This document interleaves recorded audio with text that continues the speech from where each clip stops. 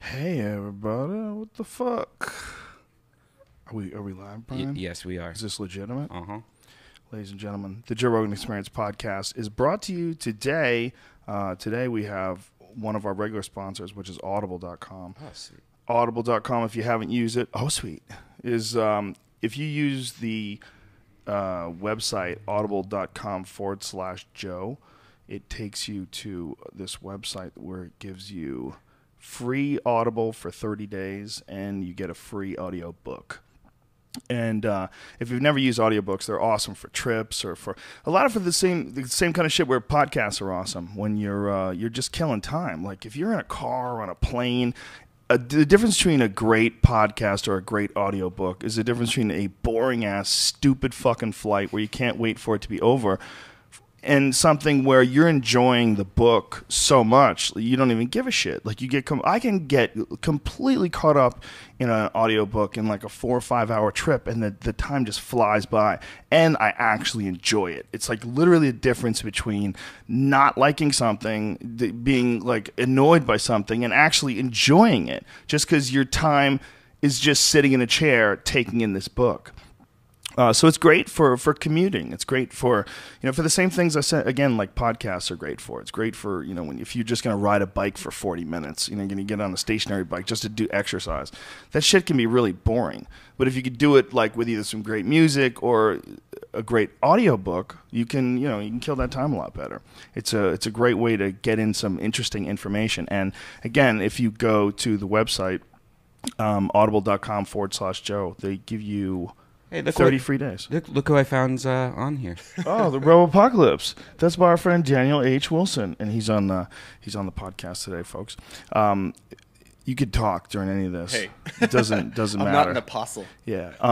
We're also brought to you by DeathSquad.tv. That's Brian's website. If you want to, like, people always ask where to get these crazy cat T-shirts that say Death Squad on them. These are all Brian's creations, and you can get them on DeathSquad.tv.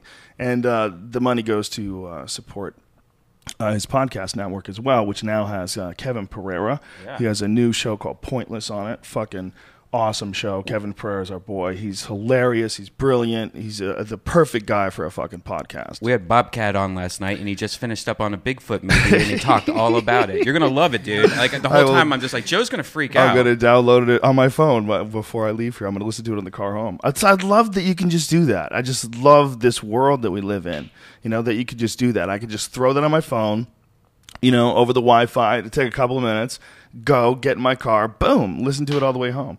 We live in awesome times. It's just fucking badass. We don't tolerate boredom. Yeah, we don't tolerate it, and you don't tolerate ignorance anymore either. Get your shit together, stupid. All right, the fucking information's out there. We're also sponsored by Onnit.com. That's ONNIT, makers of New Mood, Alpha Brain, Shroom Tech Sport, Shroom Tech Immune. There's too many things to list now. It gets silly if I try to list all of them because you're not really paying attention anymore. You're just getting annoyed by me. But what Onnit is a supplement company and a nutrition and fitness supplement company. I think that's the best way to describe it. And what we're trying to do is just sell you the very best shit possible at very reasonable rates. Everything that we sell is literally the best quality supplements we can buy. Whatever it is, whatever we find the best quality hemp. It's more expensive than regular hemp powder, but it is the best shit. It's the highest protein ratio. It tastes the best. We mix it with raw cocoa and maca. Ooh, and it's delicious. But, that's a new thing we have is killer bee honey. Oh, dude. Yeah, it's killer bee honey. Why? I don't know. Why not? Fucking, that seems it's killer bees. That seems scary as fuck. Yeah, I don't know. It's probably not even good for you. You could get like who the fuck knows? Evil bitches. They're so evil. Those bees, man. We got their honey.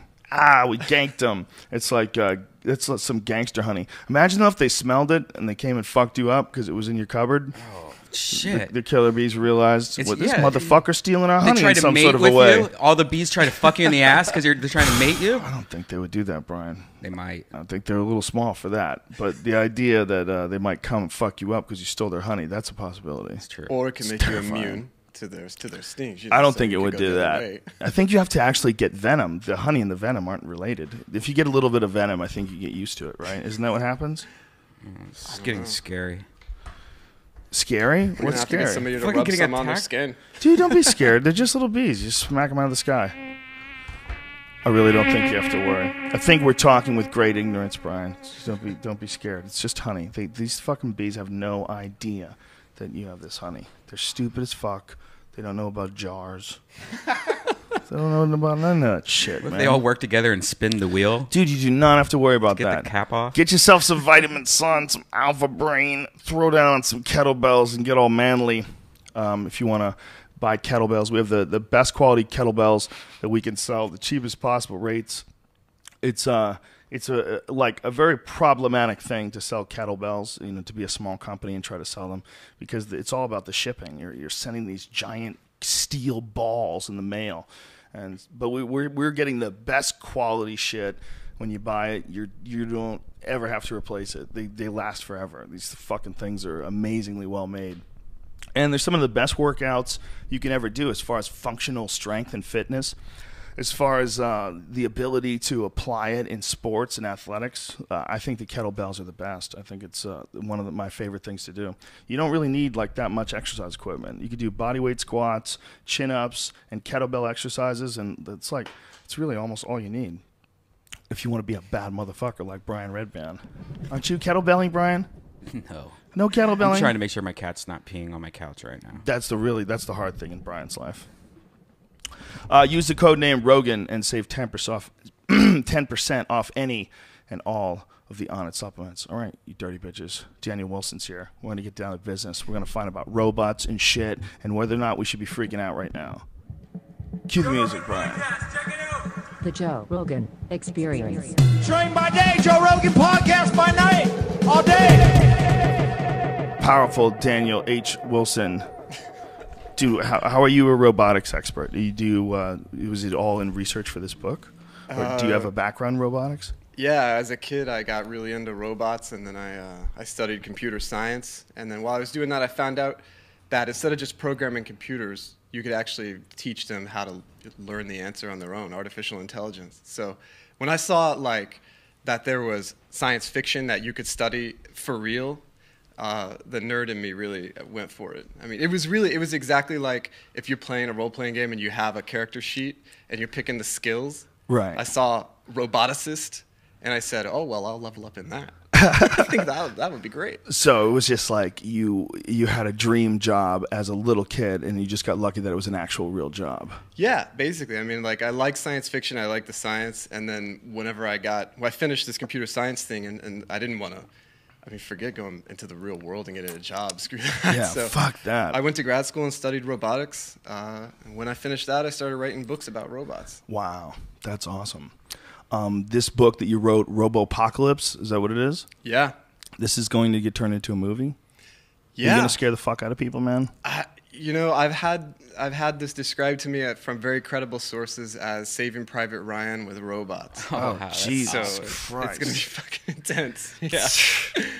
Is this something that you just wrote about because it's a fascinating piece of fiction to pursue, or is this something that you think is actually possible? Do you ever consider the idea that robots could try to take over the Earth? Well, man, I have really mixed feelings about this because I spent all this time with roboticists. We were building robots. We all had our own research, and we were definitely trying to help people.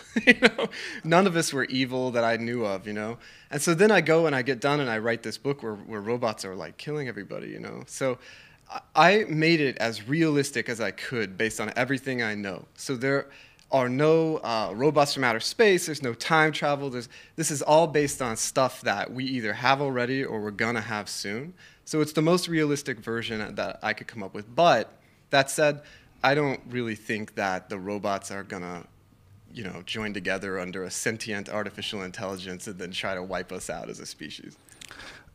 I always wonder, because I always felt like there were certain things that the instincts that human beings had that lead us to war and lead us to feats of ego and craziness and psychosis. And I always felt that a lot of them were wrapped around breeding, around the necessary things that need to be in place in order to reinforce the idea that it's competition to breed, and that these things wouldn't exist in a computer because it wouldn't need them. It wouldn't be inherent to the system the same way greed and ego is almost inherent to the human system to promote sexual conquest or to promote competition. Yeah, I mean, if you look at any of us that are sitting here that are alive, you got to think that every single one of our ancestors, by hook or by crook, they lived long enough to make babies and to keep the babies safe. And so you don't make it that long, like 200,000 years of Homo sapien, without being a badass, right? Anybody that was a little too soft, they're not here. You know, they didn't make babies, and so that is a part of our DNA, literally, you know, as human beings. And the thing about building robots is, I mean, you can make them any way you want, right? If you want to build a robot that's going to have a sense of self-preservation, you can do that. You know, that's. Well, there's also the crazy thought that in this pursuit, this mad pursuit of success, that pushes people to do war and pushes people with great feats of ego. It's almost like that's necessary to ensure that there's some form of competition to make things move in the right direction. But that it doesn't seem like that would be inherent in a computer system. I think like the douchey human behavior, like we shouldn't think that it would like say, oh, we got to wipe out all these people. We have to take over and wipe out all these people. It doesn't even seem like it would have like a desire to compete. See, here's the deal. Like human beings, I feel like we've got all this machinery that's in place, has been for a long time because it works, right? There's a reason we're all still alive.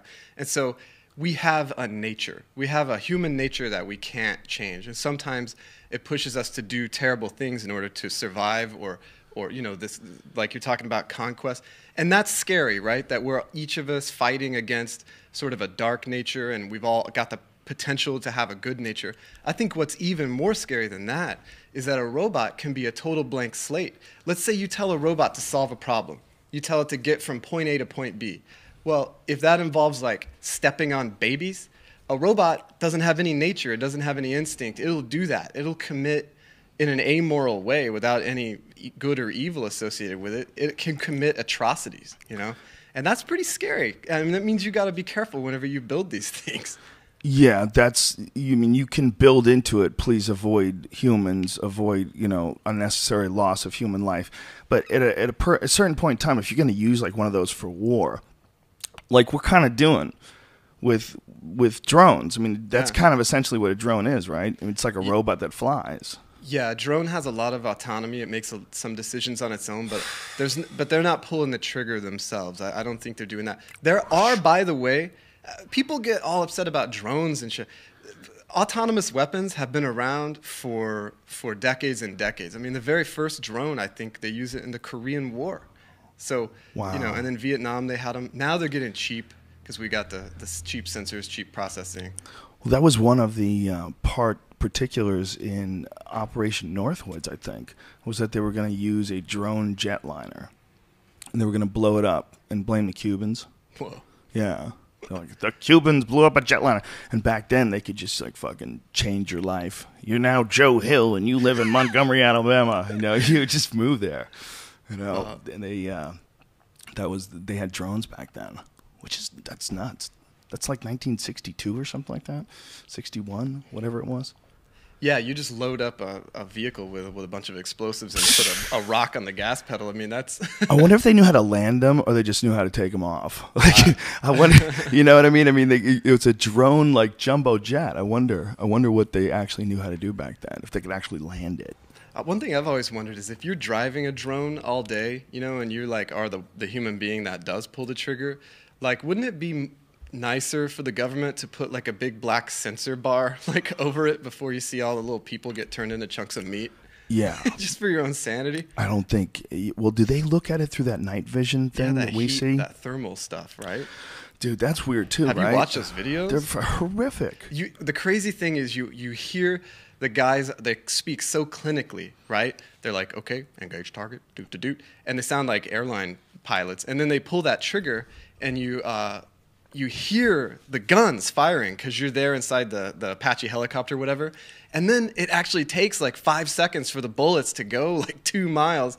And then all the little people start, flying around. It's pretty crazy to watch.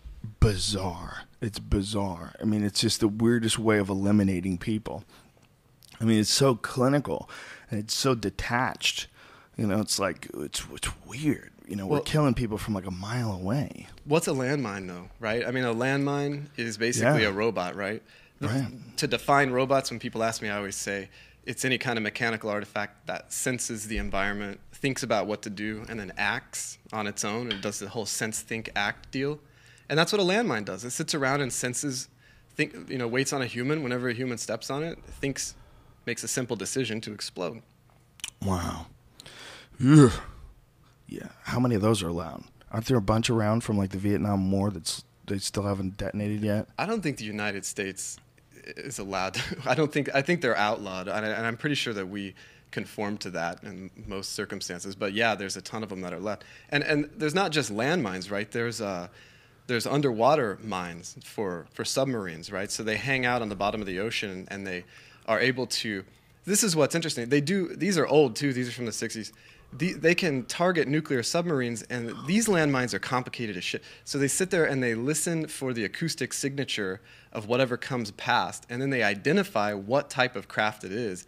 Based on that, they choose different like loitering strategies about how to follow it and how to get close enough to detonate. And then they chase, and then they eventually explode. And, like, they do all this stuff, targeting. Oh my God! And some of them are still down there. Are there some areas like where submarines can't go?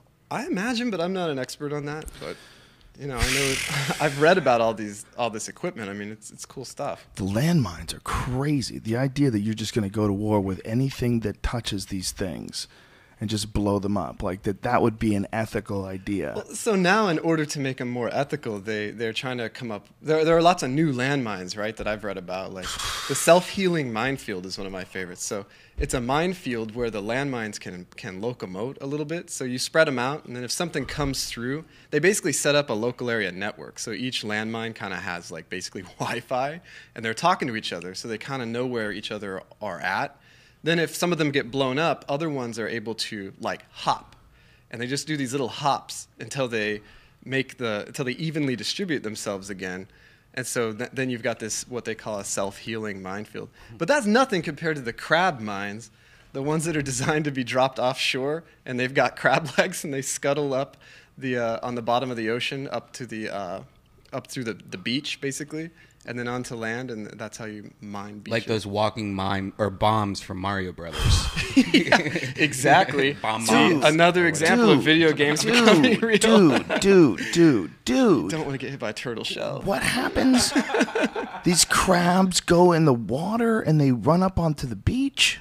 Yeah, I mean, it's a good example of what they call biomimetics. So, how big are they? Well, they're about the size of a crab, I mean. And I don't know if those. I mean, I've seen descriptions of that. I've never seen a real one of those, and I don't think those are really in use. But it's a great example of if you want to build a machine that's gonna operate in a certain environment, you think of the environment as a problem, right? The problem is, how do you locomote on the bottom of the ocean in the pounding surf? How do you do that? Well, there are answers to all these problems. There are animals, right? A lobster is the answer to that problem. A crab is the answer to that problem. And so you go and you study the animals, and then you take the basic principles about how they locomote and how they do whatever, and then you distill them down, you stick them into a robot. So no matter where you want to go, there's usually a solution to that problem in the form of an animal that you can study. And then I push up my glasses onto my nose. Jesus. The idea that you could make like 1 million little robot mine crabs and just unleash them on a beach. Dude, that's like the 3rd chapter of Robopocalypse. Is it really? Well, hell yeah, that's too cool not to put into a book, right? Oh, fuck yeah. I got this part where they're all walking across Boston, like they're walking across this plaza, and spoiler alert. They sense vibration through their feet, right? And so whenever they sense the vibration, they raise their little feet up in the air, and they all kind of do it at a pat. I don't know what's going to be in this movie, but there are some things that, God, I just want to see it. Really? Awesome. That's awesome, man. Wow. I can't wait to read it. When you wrote this, is this like something that was in your head for a while before you wrote it? Yeah, man, these are ideas that have just been sort of percolating around for a really long time. Like, my first book was How to Survive a Robot Uprising. I was just making fun of all the Hollywood BS where robots are killing. You know, I specifically made fun of like stuff I loved, like The Matrix and Terminator. Of course, I love it. I'm thinking about it. Right. But then I kind of went to the dark side. You know, wrote that fiction. You know, science fiction, killer robots. They're sexy, man. They got biblical themes built in. Like, they make for great drama. Do you look at the idea of technology and robots as like a life form that human beings are responsible for igniting and starting in the world? Marshall McLuhan, I think it was, someone just told me this quote the other day. It's a brilliant quote. He said that humans are the sex organs of machines. Like, isn't that a beautiful quote? There's ways of looking at. See, this is one thing that as a roboticist you have to do this. You have to look at a human being from a totally alien perspective, right? So like, and I have a point, but like if you look at it, like how to do speech recognition or something, or just emotion recognition from a robot's perspective, we are just moving pieces of flesh around on our faces into different configurations, and then that conveys some sort of inner chemical state.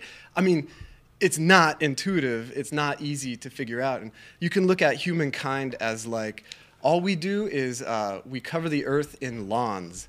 We are slaves to grass. You know? Right. Like, if it wasn't for us, you know, grass wouldn't really exist everywhere that it does. And so if you look at human beings from sort of these alien perspectives, sometimes cool shit falls out. And some people do think that it's our destiny to create the next intelligent life form, you know, and to set it free. And then those people usually think that it's our turn to retire. Hans Moravec, he says, you know, once we do this, children of the mind, right? Once we make the robots, then we're done. We're finished. Like, we achieved our goal. I disagree. It's so terrifying, but the idea that there's a reason why dinosaurs aren't around anymore, because, you know, they got wiped out. Something better came along, we like to think, and it's called people. Now we're the new head of the planet.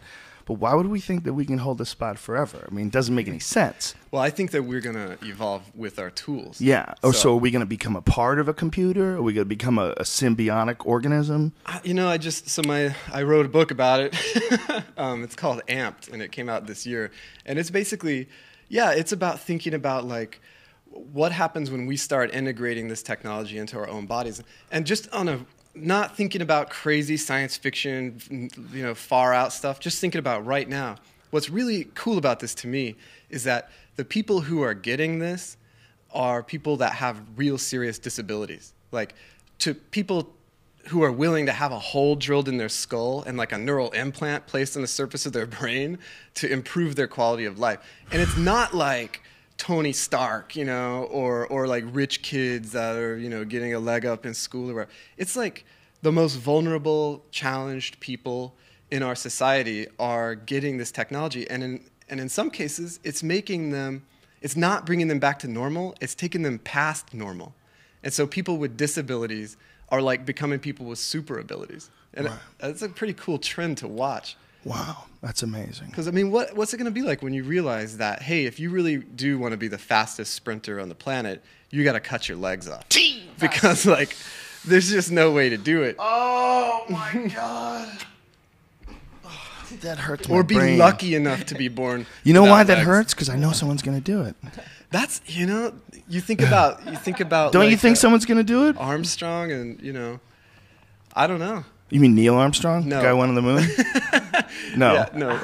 That Lance guy? That Lance guy. Well, do you make that akin to hacking your legs off, taking performance-enhancing drugs? Well, I think that's a little bit crazy. No, there's a leap, right? And, I mean, there's definitely a leap, which is you got to go back to go forward, right? Like, because without performance-enhancing drugs, you're still not, like, disabled. Like Oscar Pistorius, he competed in the London 2012 Olympics, right? The guy has no legs below the knees. He ran alongside able-bodied athletes on prosthetics, like super advanced prosthetics. If you take those prosthetics off of him, he ain't going anywhere, right? And that's a difference. I mean, if you take somebody off of performance-enhancing drugs, they're still capable of doing whatever it is that they were doing, just slower or not as well or whatever. You know? Yeah, it's an interesting thing, the performance-enhancing drug thing, because by keeping it secret and by hiding it and by sneaking around it, take all the moral arguments out of it when it comes to like cheating and and achieving victory and unseemly methods. Most of the people that do that, they think that they have to do it in order to compete. They think there's hidden rules, right? And they're keeping with the hidden rules. But I think it's also like really dishonest to the actual. The issue becomes it's dishonest to the actual idea of human ability. Because human ability under these incredibly enhanced conditions is quite a bit more than regular person's ability. So we have these distorted perceptions of like records that have been achieved through we need to know. I mean, if we're gonna all decide that they're gonna take bedrock. We're looking for bedrock. We want like that definition of human, straight up natural human. I want to compare myself to Babe Ruth and have that shit be a straight comparison. Yeah, and it gets to be a weird situation when you've got a bunch of people introducing all these alien things into the body, and eventually it probably will be parts. It probably will be. That's why this is scaring me so much when you said that, because I'm thinking of someone actually chopping their legs off and giving themselves robot legs. Well, I don't... Somebody would fucking do it, man. There's a cool book called Machine Man by Max Berry, which... I love any book that's written from the perspective of like an autistic person, because a person with Asperger's, because if you read books that are from those perspectives, they tend to be really Hemingway-esque, like the short sentences. They're easy to read. I really like them. But anyway, there's a book where that happens. It's a good one. Machine Man. But do you think that it would be as simple as we would engineer them so we could shut them off? And that's how we could avoid that. Is it possible that? Well, no. I mean, think about that. You shut them off. I mean, so if you have a robot that you don't shut an elevator off whenever it's got like 20 people on it. It's 100 stories up. Like there are circumstances where you have to have what do they call it? Graceful failure or graceful degradation or something, where it needs to fail gracefully. It can't just fail all at once. So if you shut it down, it needs to shut down in stages so that it doesn't hurt people. But yeah, I think kill switches, emergency stops, those are a huge aspect of building safe robots, but it's not the whole story. It seems like the real issue would be how much of the human ideal of life would we program into it. If you were going to engineer a life form, which essentially you would be able to do if you had a robot and you turn this computer into some sort of a sentient being, what aspects of the human psyche would you engineer into it? Would you engineer into it a sense of survival? Would it be able to understand that that's illogical and override it, and if it was that strong, and if you gave it some autonomy, or would it just go with it? Yeah, the thing that's scary about this is there are an infinite number of minds that you could really create. You could create totally alien minds that just meditate on things that we could never comprehend. You could create minds. I'm freaking everybody out. You're freaking me out. Totally freaking me out. I think there's some there's some story I read where there's some. Well, I wrote a story where there was basically a robot that was designed to paint happy faces on things, and then it goes nuts and runs amok, and it just paints happy faces on everything, and it ends up destroying like the universe, painting happy faces, because that's the way it sees the world. I think there are a lot of people who think a lot about, Ray Kurzweil, for instance, he's really obsessed with this idea that we're going to upload our brains into machines, and that we will basically have a machine that simulates every neuron in your brain, and then you'll live inside, and you'll live forever inside the box, right? That's a great example of giving a human, experience, like a human life, to a machine, so that it knows what things are like from our perspective. So it knows you don't step on babies when you're walking across the room, like that innate nature that we have. I think it's important that we do convey our ethics to the machines that we build, so that they behave in a way that allows us to coexist. Hopefully, or we're done, son. It's one or the other. Because Well- if it's us versus them, they're going to be able to figure shit out so quickly. They're going to be able to make better versions of themselves very quickly. Yeah, and that's the idea of the singularity, right? Yeah. Is that we just Bear's definition. We create a machine that's smart enough to make itself smarter, and then you kind of have a runaway feedback loop, and it gets smarter and smarter. But I don't think that that's something that is really going to happen anytime soon. But isn't it a possibility? Yeah, I absolutely think that's So why possible. would you be confident in thinking that it's not going to happen? Well, because it's sort of like if we were alive with Jules Verne and we were like discussing like, well, what shape should the capsule be when we go to the moon? You know, it's like we're not close enough to solving that problem to sort of make informed decisions about how we should solve it. You see what I mean? Right. I see what you're saying. Yeah. We're going to have other robots in our lives a lot sooner, and those have more immediate like problems to solve. Ethical problems too. Yeah, like robot fuck dolls. Right? Man, For yeah. sure. Yeah, For sure, man, that's going to be an ethical issue. That's It's something going to be we like gotta a think slavery type issue. If you have like a really good form of intelligent life that you've created, it's an artificial intelligence, but and you have it as a sex slave. See, but the That thing would be is, fucked up, man. the sentient thing, like the thing where they're smart enough to for us to worry about all these ethical things.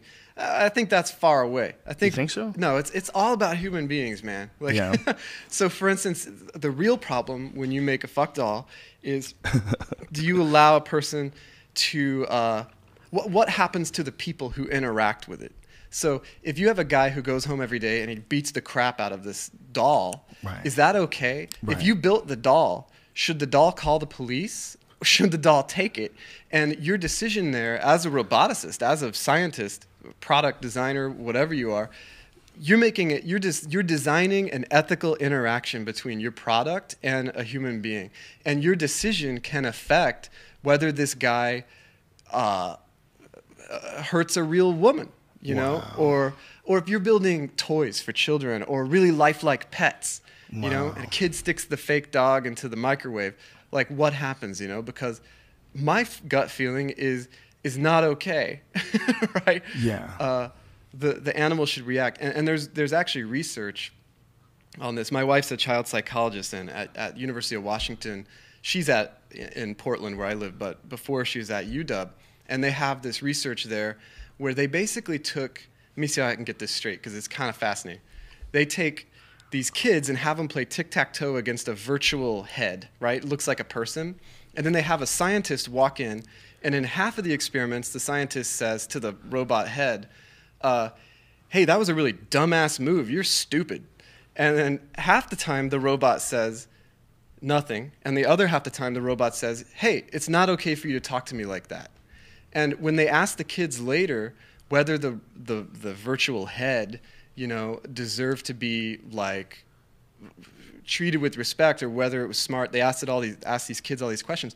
If the robot demanded moral treatment, then the kids thought that the robot deserved moral treatment. If it didn't, they thought it was okay to abuse it. Ooh. And so it comes right back down to it. When you build a robot, you're building an ethical interaction. And Wow. you can mess it up, you know, I feel like. That's fascinating. Yeah, you can't allow something to just be brutalized and to take like punishment and to not, you can't like make a person. You can't you make an imagine artificial person. That future, right? Where people are followed around with like perfectly human-like robots and they just abuse the Just beat the shit out of them. And, Yeah, man. I mean, Ooh. that would very quickly warp, I think, the psyche. Oh yeah, of humans. It Yeah. would create sociopaths. Because, yeah, we acclimate to whatever we're around, you know? Yeah, And- especially if it's indistinguishable. Unless we're already robots. And we don't know it. It's like Yeah, a Blade what do Runner you thing. what do you buy with this simulation theory thing, man? Do you ever wrap your head around that? You ever fuck with that? Lay it on me. It's this new thing that's these are legitimate scientists that the are considering Matrix this. thing? It's Yeah, robot yeah. kale. In the damn The- Matrix the again? idea, the damn Matrix, the idea that we're in some sort of an incredible computer program, and that it's so complicated and so well done that it's indistinguishable from real life, and that we're interacting with things, but that the more they study string theory, they're studying in the computations of string theory, they keep finding this self-correcting computer code I don't understand what that means, but I understand it's a very specific type of computer code that we didn't even figure out until like the early 20th century. I think they said we figured it out in the 40s or 50s or something like that, if I remember correctly. But the idea that this is in these string theory equations that they're putting together, I don't understand mathematics, but what I think they're trying to say is like there's an eerie code to all this. That's not just like we don't know what the code is, but we can see that there's some repeating patterns. No. It's a very specific type of code. And that's when they're studying the nature of reality. Yeah. So the nature of reality, it's like one of its smallest measurable forms is very obviously computer code. 7. That's 42. It doesn't seem like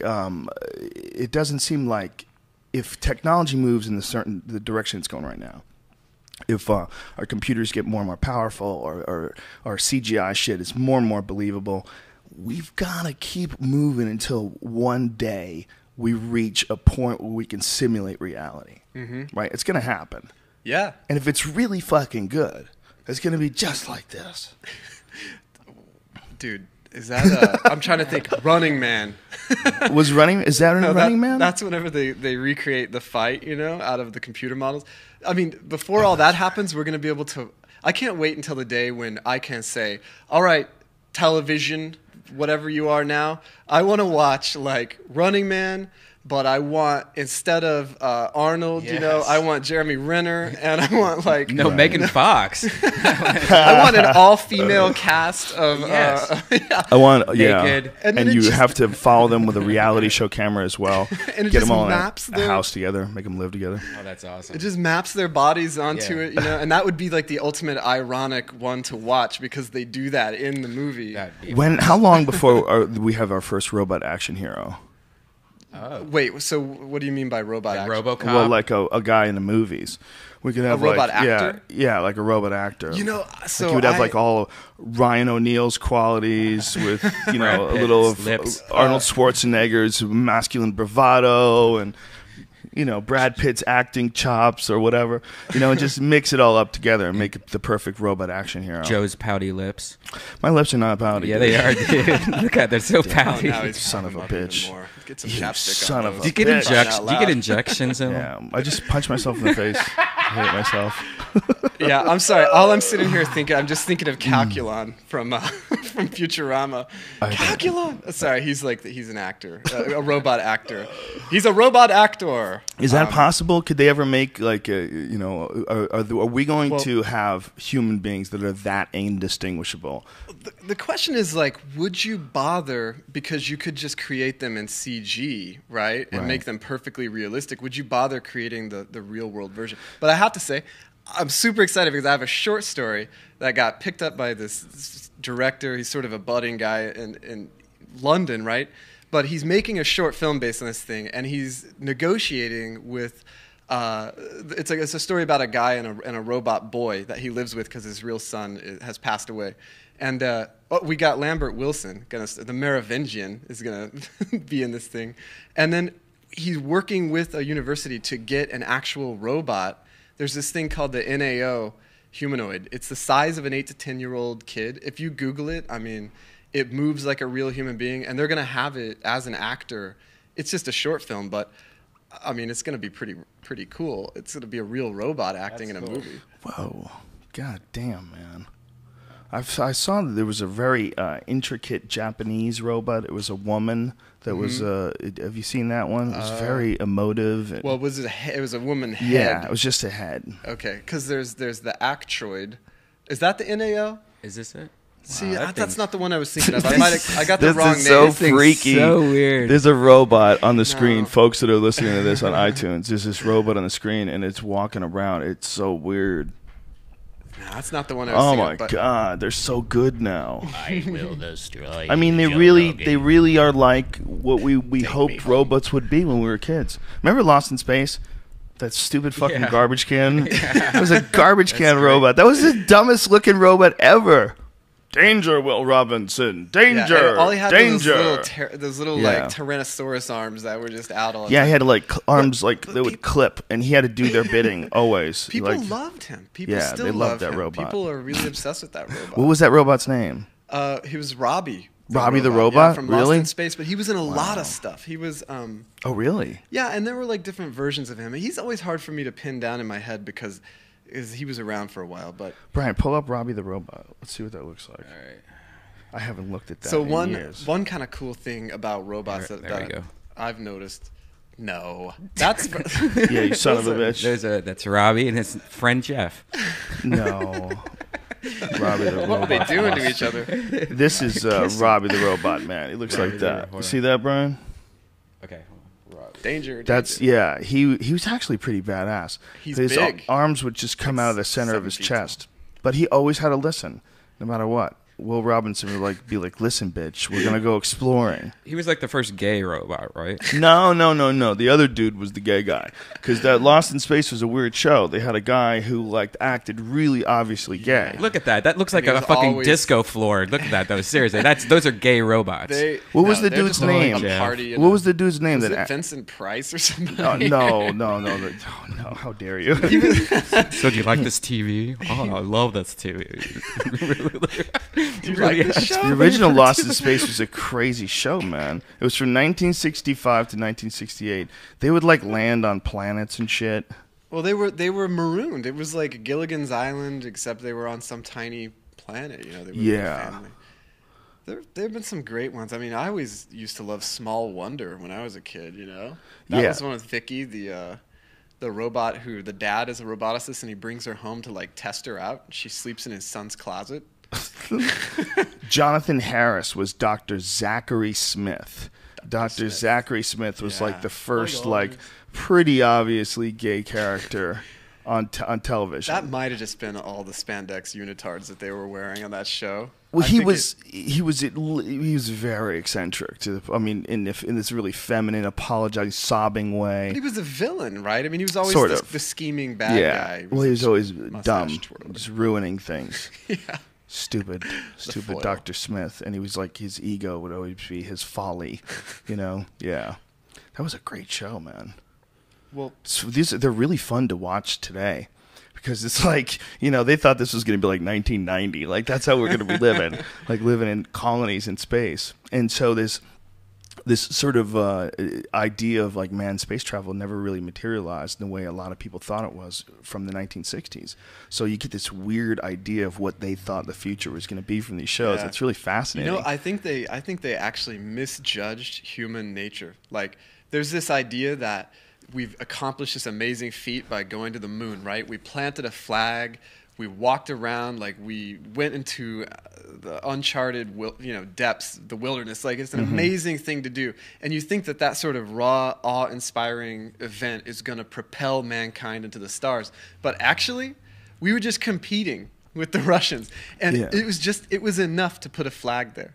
And the instant that we need to go beyond that, I think, is the instant that some other nation plants a flag next to ours or knocks it down. or It's plants all a flag on Mars. Yeah, I mean, it's all about just pissing on trees, The trees just keep getting further away from Earth. Well, it's also to let you know, look, if we can go to the moon, we can launch missiles on your head from space. Stupid. I'm gonna let you know. Yeah, I'm gonna let you know. Let you know how we running shit from orbit, bitch. Look at this. except we Look at can't. I mean, back. to be the first person to set up a base on the moon would be an incredible military I think advantage. the Chinese are gonna do it. I think it's gonna be a great thing because it's gonna excite those. Dude, if we territorial could you feelings. imagine if we actually start having bases on the moon?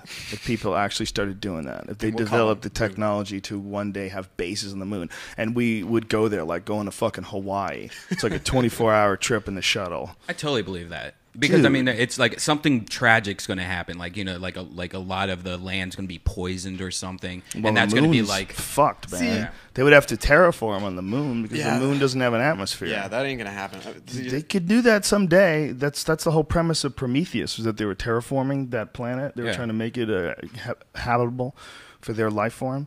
They're going to be able to do that See, for sure but one people, day. People always argue that we're gonna screw Earth up so bad that then we're gonna have to go to Mars, the moon. Mm-hmm. But the resource expenditure to leave Earth with a lot of people, and even just to go to the moon, much less Mars, is so out of whack. I mean, you'd be better off like almost doing anything to fix the Earth or just eking it out here. I mean, let's face it, if you poison the Earth's atmosphere so that you can't even walk outside anymore, right, or you screw up the atmosphere so that we're getting radiation from, well, guess what? That's Mars. Why go to Mars to build a fucking like dome, right? Just build a dome in Arizona, right? I mean, you don't have to go to Mars first. No shit. Fix this, stupid. So it's not. I've always thought that was bullshit. The idea that we're gonna mess up Earth so bad we have to go to Mars. Well, the only way I could think that we could do that though is like nuclear shit. Yeah. Okay. So if there's a massive nuclear holocaust all across the country, Right. across the world, we all launch bombs at each other and just wipe out. They would make so many areas radioactive. They would almost be like you can't live here anymore. I think that would still be pretty tough to do. I think just because like really. Yeah, because you'd have to launch all of them at the exact same time, right? And then they have to land all over the Earth. I mean, if you think about when we first got nukes, we were doing crazy shit. We were launching them all the time in space. We showed underground, a video in the water. On the show, we showed a video of all the nuclear explosions from 1947. It's online. You can get it. It's on, I forget the website, but it shows the first tests, and then it shows Hiroshima and Nagasaki, and it shows all these different ones that they did in Nevada. Nevada's crazy. Oh, dude, they were nuking the shit out of everything. So my favorite is Project Plowshares. Okay, this is like Iowa or something. And here's the notion. We're gonna mine for natural gas. The gas is trapped in all these now we run water through it. It's called fracking, right? But they're like, we're gonna free up all this natural gas and harvest it by detonating a nuke under the ground. So they drill this giant hole. What? They drill this giant hole. They put a nuke at the bottom of it. They fill the hole up, and then they detonate the nuke. Here's what happens. Highly irradiated natural gas shoots out of this chimney.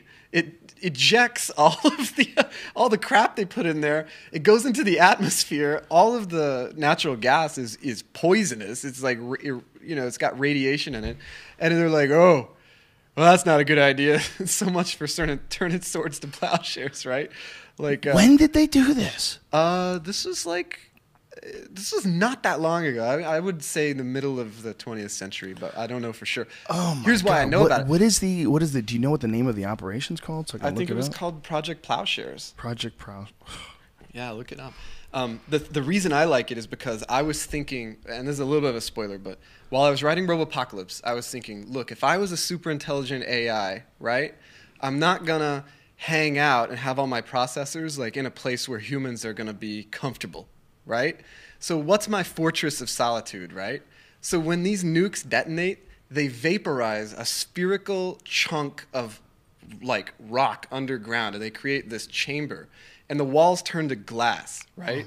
So it's this bubble deep under the ground, highly radioactive. Oh my God. It is the ultimate fortress of solitude, and it's of course where my bad guy lives. Oh my Sorry, God. I kind of blew that for Dude, anybody that's that's gonna dope read. though. I want to read that again. That is a dope idea that we would create a place where the bad guy lives because we're so stupid we blew up nukes in a hole that we dug into the ground. It's true. It's what with the hubris, all the hubris. That's insanity. I can't even believe that. Now, is that a case of people just having too much power because it's a military project to do whatever they want to do, and the scientists are allowed to say, hey, let's try this, like some wacky scientist?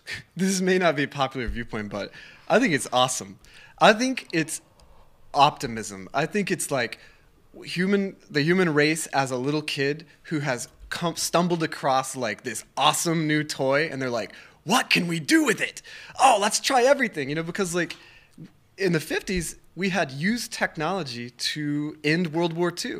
People were high on technology. They were like, man, technology is going to do everything for us. Like, we're going to eat it. It's going to be food pills. We're not even going to have to eat this bullshit that Earth creates for us.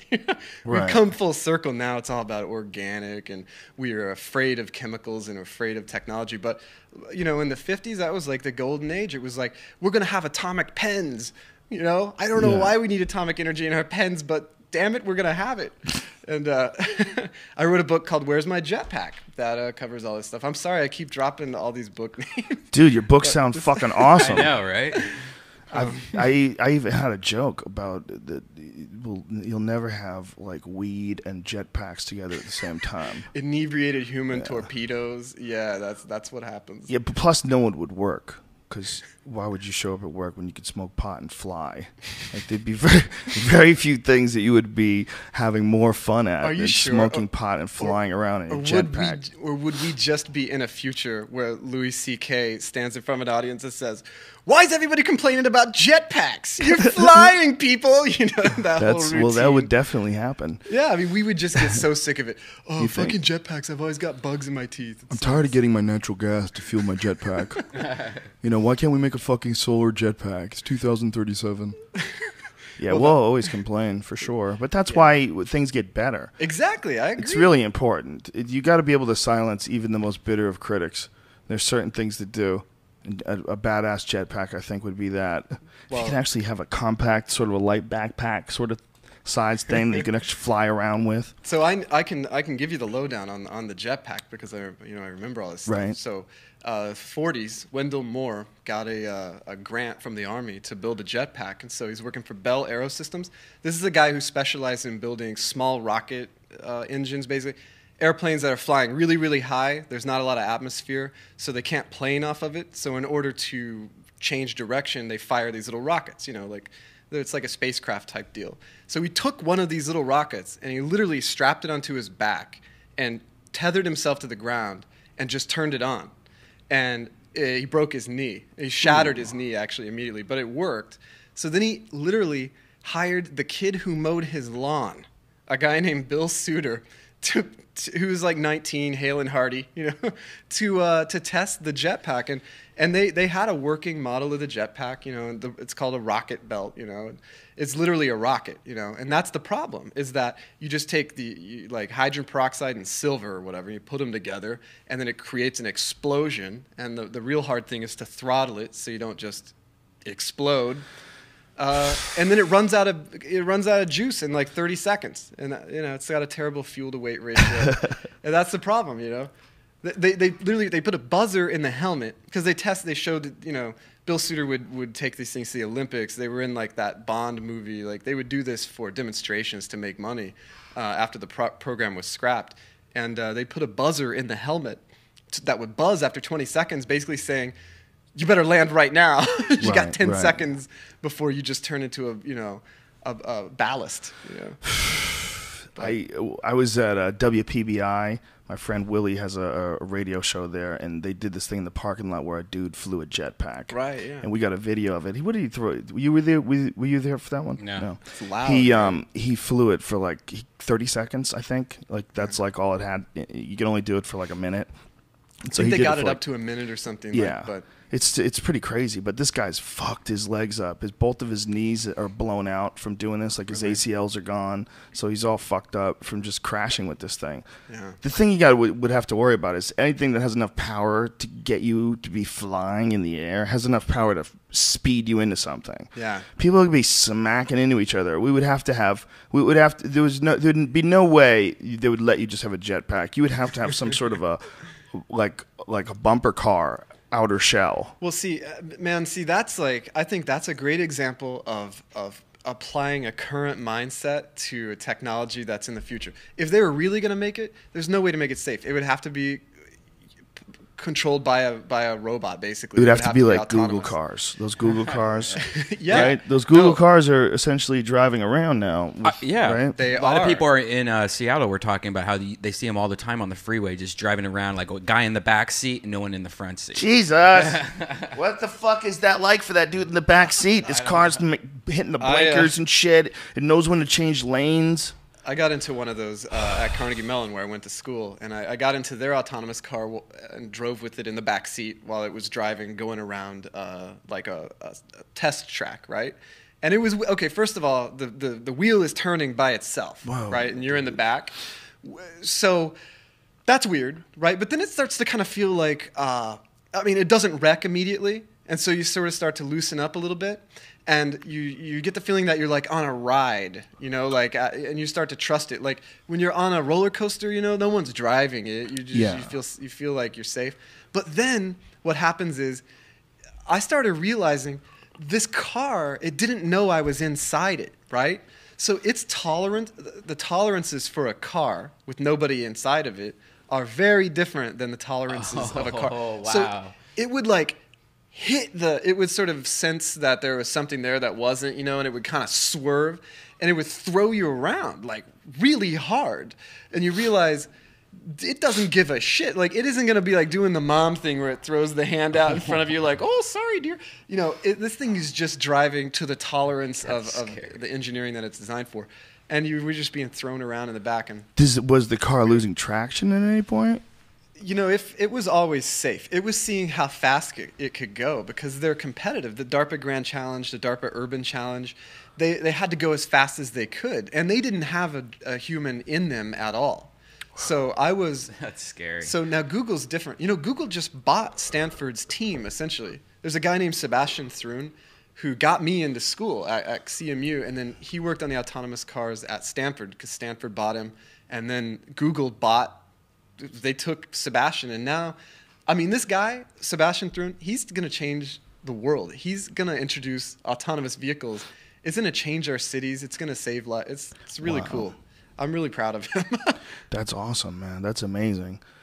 So, do you think that's the future, that everyone will have their own personal autonomous vehicle, and we'll queue in on the highways and whatever, and you'll be able to like read the newspaper, and your little vehicle will just you won't be in control of it anymore? Well, the first thing, I'm not sure if people are really doing this where they're in the back outside of a closed course, because these cars require a person to be behind the wheel to take the blame if it wrecks. Oh, I see. So you're just sort of like a big, meaty blame piece of blame machinery. Like, that's the only part you play in this whole thing.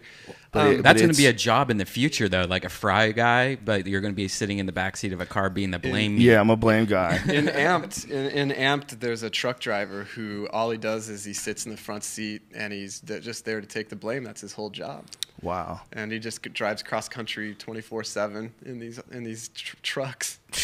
It will be a job, you know. Yeah, there will be a time where there are these robot machines just moving back and forth across the country, carrying goods. Yeah, and you think about it, and it's like, what is it that you can't put into the car?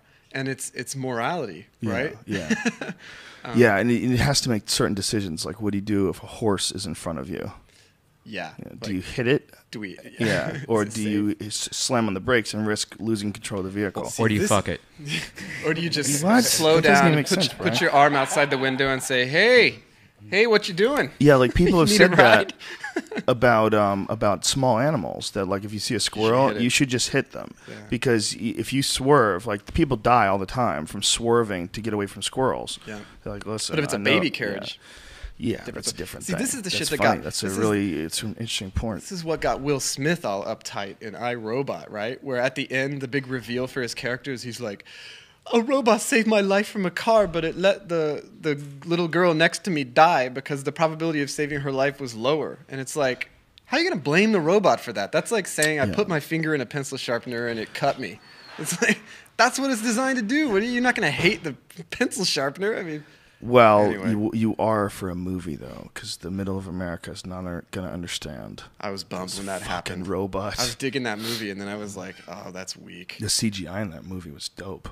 Yeah, you Incredible. know what cracked me up Those guys is did amazing work. all those robots go nuts, right? And what do? What do? They turn red. They got red. You know, there's that that's part right. where the robot is like, there's an old lady like in her house, you know, and she's like, can you make me some toast or something, right? And the robot turns around and it's glowing bright red.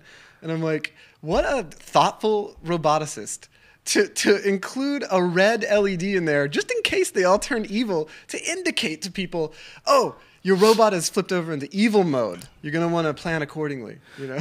Dude, robots are scary. Robots would beat the shit out of you. Those robots in that movie, Nah, if there was a whole bunch of them and they had their own thoughts and ideas, I think that's very possible. Nah, man. those robots are bullshit. So Robot scares the shit out of me. How can you say they were bullshit? because if you're making a domestic robot that's Right. going to operate in people's homes, right? It's going to be in people's homes. Old people, young people. It's going to be on the street walking dogs. I mean, I thought that was awesome, right? Right. Here's the deal. you're going to want to make a safe robot. It's a safe consumer product, okay? So just think of this, even just from the beginning, for like 1 second, from the perspective of a person who's actually building a domestic humanoid robot to sell. Okay, first of all, you know that a human being, anything you put in their environment at home, they are going to put their fingers in it. They're going to try to have sex with it. They're going to get in the bathtub with it. They're going to find a way to like kill themselves using this. A toaster is really hard to build safe. Think about building this domestic robot. I think the first thing that you're going to do is you're going to make it incapable of hurting people. You're going to make it small and light so that it can't walk through a plate glass window. So that if it loses its batteries and like goes all George Bush Segway and just falls over, like then it won't like crush your baby. Was that what happened to George Bush? He was on one of those Segways and the battery died? Yeah, either that or it wasn't even on, and he's just, I'm not sure what was going through his head, but he tried to mount up and it just wasn't happening. Oh no. Well, those things need to be on. They have a gyro that keeps. Yeah. So, but anyway, I mean, so the point I'm trying to make is if you're going to build a real domestic robot that's in someone's house, is not going to be capable of crushing your fist with its hand or leaping through a glass window and falling 3 stories and denting the concrete. What a fucking waste of money, right? First of all. Well, what if it's like how cars are today? Like if you buy, like say, a brand new Mustang, like a Ford Mustang GT. In the old days, they used to have like 300 horsepower. They weren't that fast. The new ones, just the standard Mustang GT, you can get, they're over 400 horsepower. They're insanely fast. For this, like, I think it's like $30,000 or $35,000 or something like that. That is insane amounts of performance compared to what existed in the 1960s. If the robots keep getting better and better, people are going to want to have like a Ferrari or a Ducati robot. Well, that's true. So people are willing to lay down a premium. And in fact, Carl Wrench made this short film called The Gift. And these people have this snooty-looking butler robot that is a total badass, totally physically over-engineered for the job he does, and it's an awesome little film. But and then they gave him 47 Ronin. I read this comic book when I was a kid. When I was a kid, I was super into like those black and white, like really cool comic books, like the Creepy and Eerie series. Have you ever seen the illustrated stuff? Well, The Crow was kind of sort like of straight up white and black. And this there was like all these compilation ones, Creepy and Eerie, were all these like different stories. And I remember one of them from one of those types of comic books was about a robot that wound up fucking this dude's wife. And it was really heavy duty, man, because the guy tried to fight the robot and the robot snapped his arm and broke it in front of him. And the robot had this giant dick. Just dominated him. It just it was really creepy because it was like this guy couldn't do anything about it, and this robot was taking over and fucking his wife. It was a really fucked up video, or a comic book rather, because I remember reading it when I was like, God, I couldn't have been more than like 8 or 9. That's when I was like really into comic books. That was my comic book era. And so this image of this bald giant robot with this giant cock snapping this guy's arm after he got done fucking his wife was like so disturbing. I was like, could you imagine if that's what you have to deal with? Is just robots start coming along and fucking people's wives and snapping dudes' arms and shit? I think that's kind of the underlying fear, right? Of course. They're just going to be better at us than everything. And they're black robots. Yeah. Then we get some of that mixed in. Yeah. Yeah, at least it wasn't fucking him. Yeah, well, that was probably next. That's like probably episode 2. Fuck him with his own broken arm. Pull that thing off and stuff it up his ass. Literally, it could do that. That's some scary shit, man. Well, what's weird for me to think about is that, we know that you can't beat a robot at chess. I mean, we can't. I mean, maybe you could if you were like a master, right? You can't beat a robot at Jeopardy. It whooped everybody's ass. You know that you can't beat them on the battlefield. Like, robots have dominated in a lot of different areas, like, since we've been kids. Right. And we at least remember a time when you could beat a robot at chess and just be a normal person who likes to play chess every now and then. The next generations, they've never lived in a time when a robot didn't dominate them at a lot of intellectual tasks and increasingly physical tasks. Like, there's going to be people born that don't remember a time when cars didn't drive themselves better than humans can drive cars. And it's interesting to think like, well, how about the fact that right now we have people that have never known a life without the internet? yeah, or being able to look That's things crazy. up on smartphones. That's crazy. I want to know what I would be like if I was one of these kids. You know what I mean? I bet it would be think you so got much in. more insane. You got in very, very early, though. Yeah, but As still far not- as like most people, you were tuned into the internet when you were in your 20s, right? When you're 20s? Well, I mean, we had computers growing up. It was more like the internet was probably 18, but I've had computers my whole life. What do you think, like coming from like Ohio, coming from a place like Columbus, what do you think is like the biggest impact that the internet has to a place like that? Because now when you go back there, do you find these kids to be like more tuned in than you were when you were their age? It's definitely communication. Like back in the day, the only way I would know anybody from another school or whatever is if I met them at a game or if I went to a roller skating rink and they were in the men's bathroom and they told me to come in a stall. This got gay as fuck. What happened there? Are you okay? No, Do you need to but call somebody? now I think it's like look at Death Squad Ohio. When we was in Death Squad, there was like a huge group of people that are all friends now, like good friends. Right. They're staying at each other's houses. They're flying in and getting each other at the airport, and they're a gang now. Right, and that's all because of the internet. Yeah. So all the internet connecting all these different things in a way that's never happened before allows all these areas like that used to have no culture coming into them. It allows them to experience an incredible variety of different things right out of their fucking computer. Yeah, I mean, but on specific details, like really specific things that you're into, where Yeah. you wouldn't be able to get a critical mass of people that were into it. Like if you Bigfoot had to hunting. Be co-located.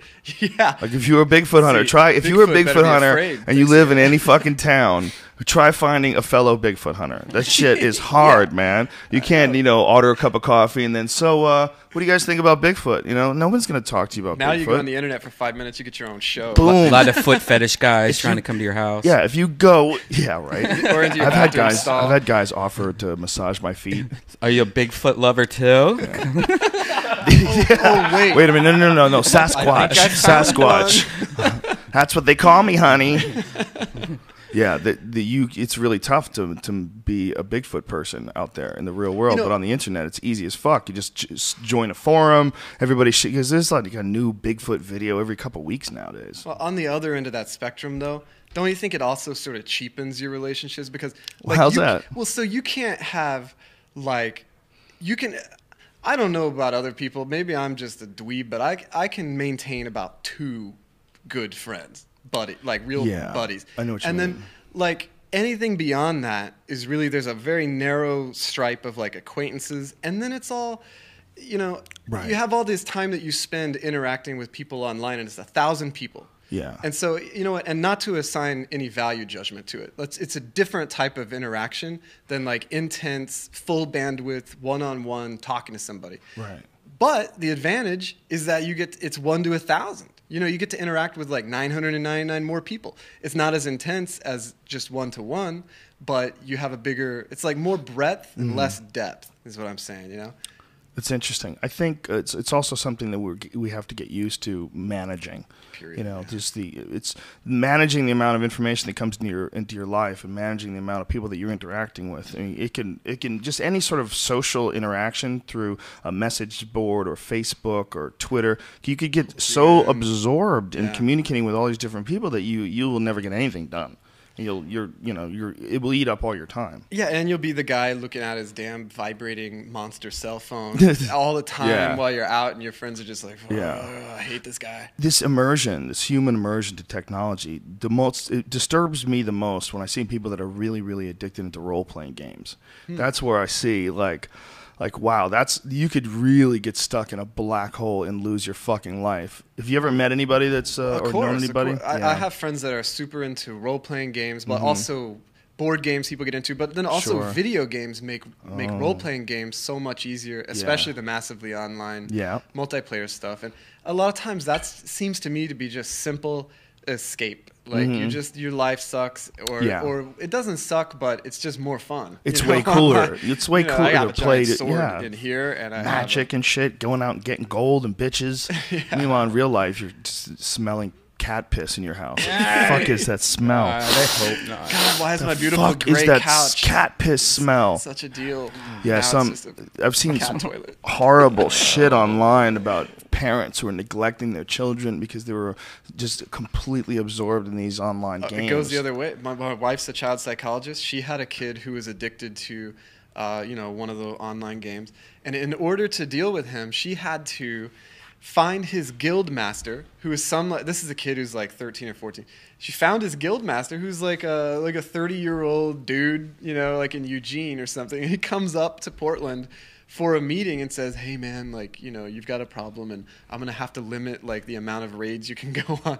And she had to make that human element real, because this kid had a real relationship with his guild master. They'd hung out for hours and hours and hours, they were tight, but they never met, and so they weren't able to, she had to bring him in to look out for this kid. Wow. Did you see the lines for the new Call of Duty game last night? Oh, man. Jesus Christ. There was people there at 1 p.m. outside of a GameStop just like sitting in these lawn chairs. And I'm like, what? Who are these people? Savages. Yeah. And then last night I was on Sunset, 4 blocks of just straight mob people waiting in line for a video game. I'm like, what the fuck? I don't get that because like I woke up this morning and it was on my front porch. Thanks, Amazon. You guys are like, what? Oh, you guys, an extra 7 hours or something?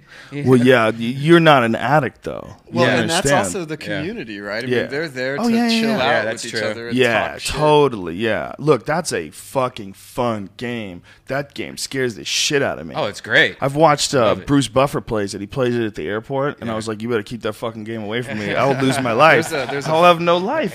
I'm a, Forbes article about a guy named Peter Singer, who's basically a consultant for anybody, the CIA, like all the military infrastructure, and they had him design all the like robotic weaponry that's in the new Call of Duty, and the shit is all like super legit and really realistic. And Jesus, those I can't games play are it. so You immersive. gotta have like 12-year-old reflexes. To, like, it's like I'm not gonna go out and try to start a career as a gymnast, right now. Right. I'm too old. That's the way I feel about Call of Duty. I can't. Oh, you would just have to get absorbed. You would just. get better than I my was friends. really That's the terrible trick. when I first started out at Quake, but I got really good after a while. That was my addictive. Hey, I Castle had a- Wolfenstein, man. Dude, that was old school. That was like Yeah. the first one, right? Mein Wasn't that the Leben. first? Wasn't that the first? I Yeah, think. and it wasn't. You couldn't jump or anything. It was flat. Right. Well, there was Duke Nukem. I think Castle Wolfenstein was the first, and then came Doom.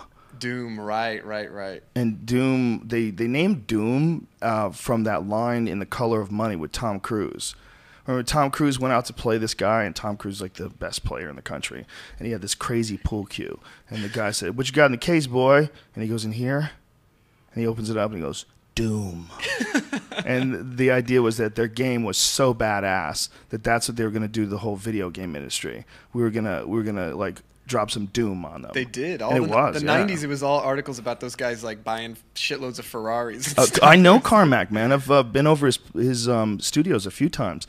Those guys are really cool guys. And Carmack is like a real rocket scientist. Like in his spare That's time. what I love is that these guys are all really, really smart. He's beyond smart. He's one of those guys where I talk to him and I'm like, I'm not convinced we're the same species.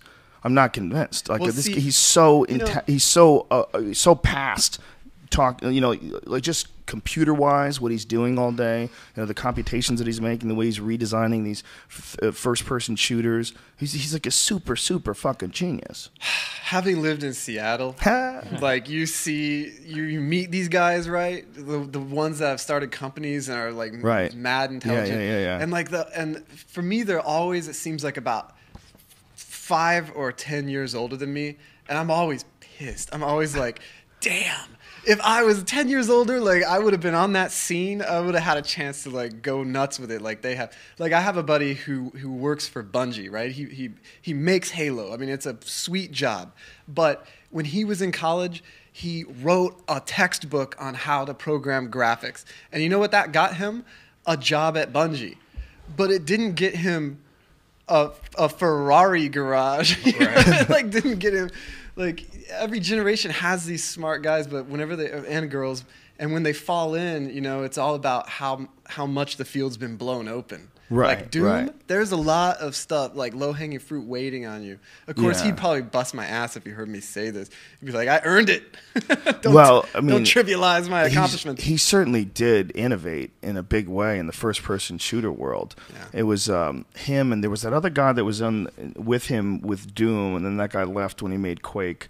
He had long hair, had fabulous hair. He was he was a very controversial video game designer himself, and those are the original id guys. But they went on to make Quake, like Quake 2, Quake 3. Each one of them got better and more intense with the graphics, and it's like that. Just the amount of hours of entertainment they provided with those video games. It's like Crazy to think it's about. staggering. And this Call of Duty is on. That's like the next level shit. That's like the highest level. What I love is it puts Hollywood to shame. Like, movies don't Yeah. make this much money. Like, movies are just they pale in comparison now to video games. They're And way more exciting.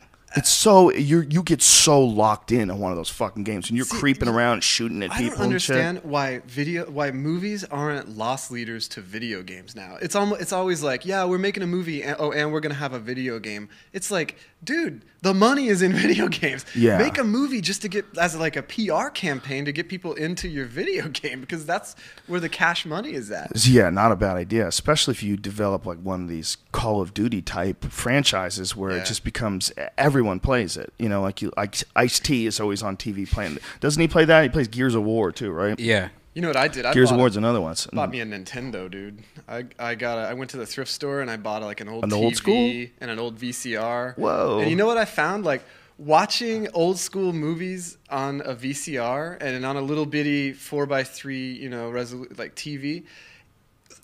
You know, the graphics weren't as good, right? They didn't have CGI and all that stuff. Like, I'm thinking like Lost Boys and like, Terminator 2 and stuff. Right. Pretty good graphics, but not the. You watch it on that little screen, it's convincing. It's Really? like low resolution. Like, there's Right. a lot of stuff that you just goes right by. Well, have you ever seen an old mint. movie that's been brought to Blu-ray? Yeah, I think, but I can't. Aliens, the second really? Alien movie, was brought to Blu-ray. And when you watch it on a modern television with a Blu-ray player, it's so hokey looking. Yeah. The fucking background. There's a scene where there's a jet that's parked there, or one of those, whatever Drop those ships. spaceships. 5x5. And then the background is supposed to be like this whole warehouse area. It's so fucking fake. I mean, it's so obviously It's like fake. a painted It set or looks something. terrible. I mean, it looks Yeah. so bad. It's so hokey. You're like, oh my God. Like, you're not supposed to have this at this resolution. When the director made it, he made it for a certain resolution. That's Yeah. when you deal with special effects, you got to respect that. You can't pump it up to Blu-ray, you greedy bitches. Well, you know why I bought the Nintendo was I have a daughter. She's 2.5, right? And she is not allowed in the room when I'm playing video games because it's Right. intense. Like, I'm Yes. playing Skyrim, and it's like very What is realistic. Skyrim? What is Skyrim? I'm sorry. Way of life. I had to run Uh, away from the video games, man. it's I'm a fellow basically- junkie. It's in the Oblivion series. It's one of those role playing games, but it's single player, so you Okay. can finish it and you can leave your life. But it's incredibly Oh, realistic. so you're playing against the computer. You're not playing You're online. playing in a total immersive world. I mean, I can it's talk just- about Skyrim forever. and you're running it through your PC or your Yeah, computer. I you're actually not- bought a new gaming PC to run this game. Oh and my God. For a while, it was more fun to actually download all the mods to like hype up all the texture mapping, all the water, the fire, the blood, the Mm-hmm. Right. atmosphere, the weather. And what are you doing? Like, you fighting people in this game? Yeah, I mean, it's your typical Lord of the Rings ripoff. Like, you're in a world where, it's like that medieval stuff. There's magic and all that. It's really, really fun, but it's intense. And if I was playing it, my 2-year-old, no way is she allowed in the room, right? And so one day she says to me something along the lines of like, video games are scary. And I'm like, that's bullshit, man. Video games are Super Mario Brothers is not scary, right? So that's why I bought the Nintendo. I showed her this. I was like, this is a video game, honey. Boop boop boop boop boop boop boop boop.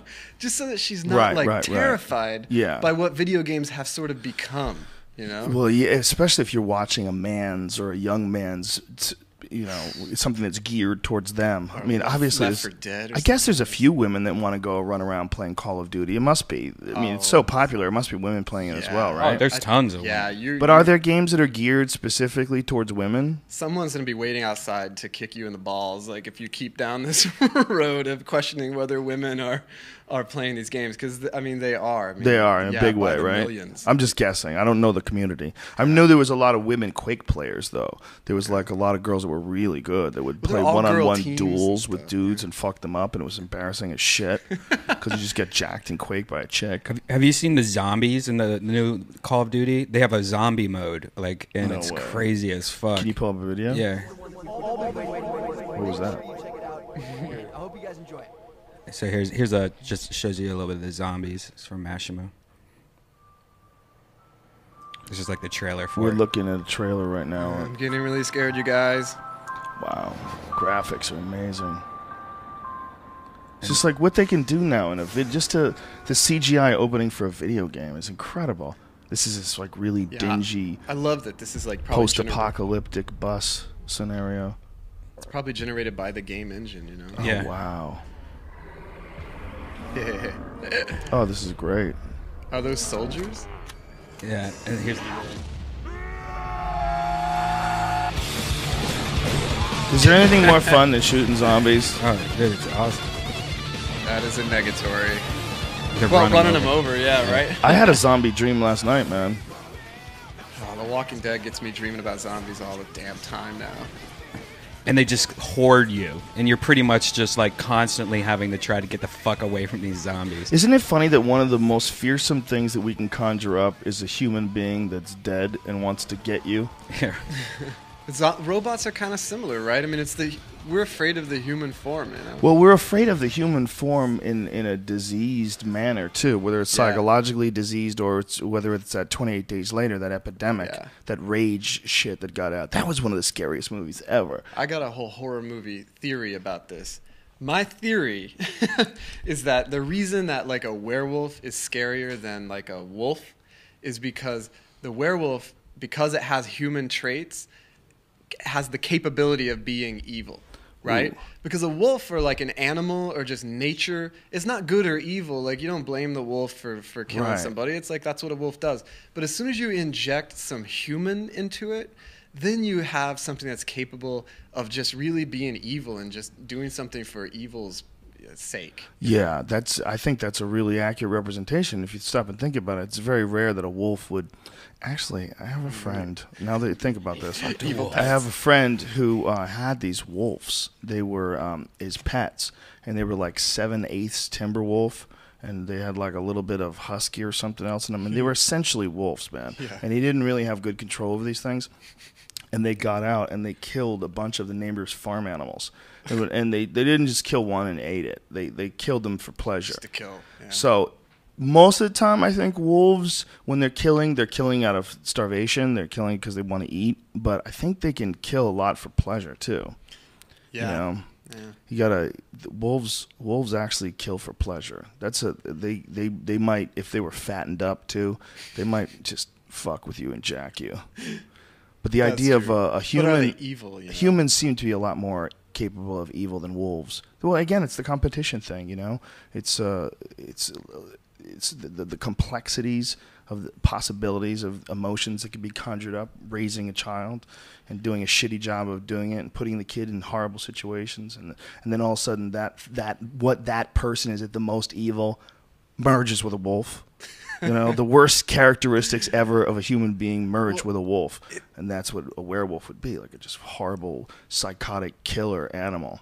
It's about like knowing what you're doing, right? Yeah. Like Hannibal Lecter freaks me the hell out because he's so aware of exactly what he's inflicting, and it's like, and that's what amplifies whatever evil act he's doing is the level of like satisfaction that he's Right. getting out of it, and that really makes it worse. I don't know. Yeah, it does. It was always disturbing how like well read he was and how aware of how fucked up he was, but He's he didn't care. specific about that stuff. Yeah, he was one of the most terrifying guys ever.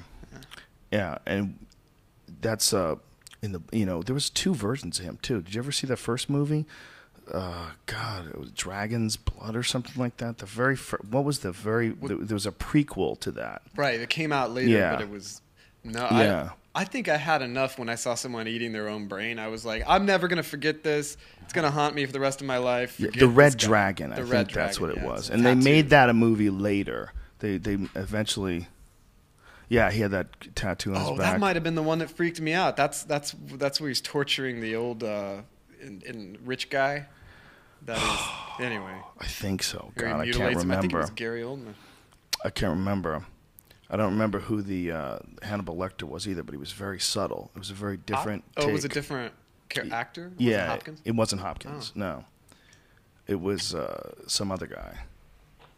But that's that idea of the genius that wants to kill you, that doesn't have any remorse whatsoever, and is doing it because it's the only thing that gives him any sort of a feeling. Yeah. That's a terrifying thought. That's way scarier than robots, right? I think it's why people are the scariest thing, you know? So we have to worry about cyborgs, not robots. Robots maybe will save us from the cyborgs. It's all on the table at the end. No, can you imagine?